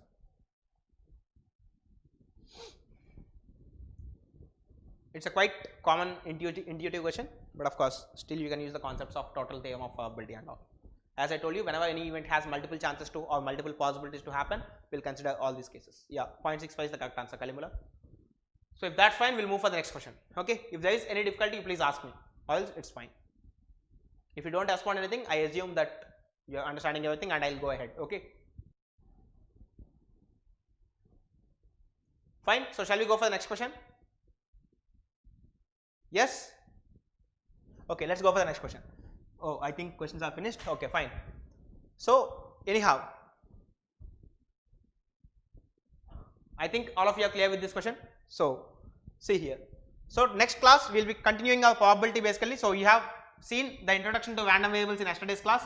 So we will be taking some more topics, some more discussion on this random variables in the next lecture. And of course tomorrow, as I told you, every Sunday we won't be having any class from 9 PM to 11 PM. So tomorrow there is no class. Again we will meet on Monday with the topic random variables second part. Okay, so please don't miss Monday's class because this is going to be a continuation of yesterday's class. Okay, so this is a cumulative session, so we didn't put this random variables exclusively, and this is a Telegram group for engineering mathematics. So if you are on this channel for the first time, if this is the group of engineering mathematics where I will be posting the notes of everyday class, and also if you are having some good questions or good content that is to be shared, you can always put it here. Okay, okay, so both you typed S, fine. So this is the Telegram group. So you can join this by scanning this group. If you scan this group with your QR code with your mobile camera, it will direct you to a link which could help you to join us. Okay, and then these are the official contacts of Engineers Hub. As I informed, Engineers Hub is conducting an offline scholarship test, and tomorrow is the last date for that. Okay, so tomorrow is 20th, and 20th is the last day for that. I have already seen this lecture. Okay, this lecture. Okay, fine. So anyhow, so 20th is the last date for that scholarship test, and it's being commenced only offline at our office. So if you would like to visit us, you will be given some slot. You can go to this website engineershub.com so that you can get enough information on this. And of course, if you want to know what Engineers Hub do and what we are doing right now, you can definitely go to this engineershub.com, and also the link for scholarship test registration is also available here. So if you fill this register link, then definitely you will be given some slot where you can come to our office and take the test. Okay, and these are two channels exclusively for mechanical. The one to the right of me is exclusively for mechanical, and the one to the left of me is for all others excluding mechanical. And of course, some good content regarding to your technical stuff can be posted here. So if you would like to join this, you can definitely join this and get some benefit out of this. Okay, and these are two official numbers where you can contact somewhere in between 10 AM to 7 PM.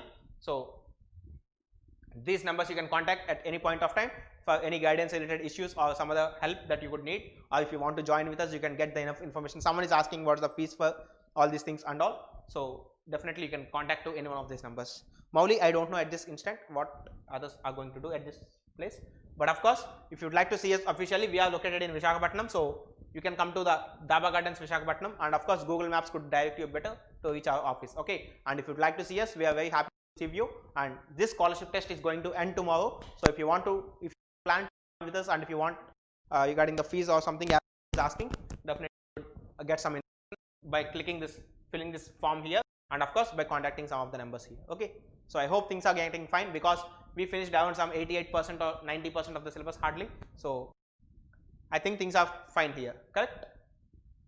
I hope all of you are able to solve these questions because many of you have answered it correctly. So we are conducting these cumulative sessions because to revise. Okay, if you don't conduct these cumulative sessions, you will be forgetting the basic calculus by the time I teach probability. Okay, I don't want this to happen anyhow, so we are conducting these cumulative sessions. Fine then, anything that you want to talk?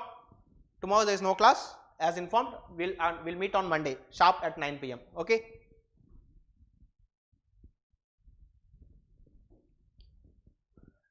okay, you are all welcome. Then if there is anything, you can post it in the Telegram group here. Okay, definitely I'll be reverting back to you as soon as possible. Thank you all then. Have a nice sleep. Good night. We'll meet tomorrow. Not tomorrow. We'll meet on Monday sharp at 9 PM. Thank you all.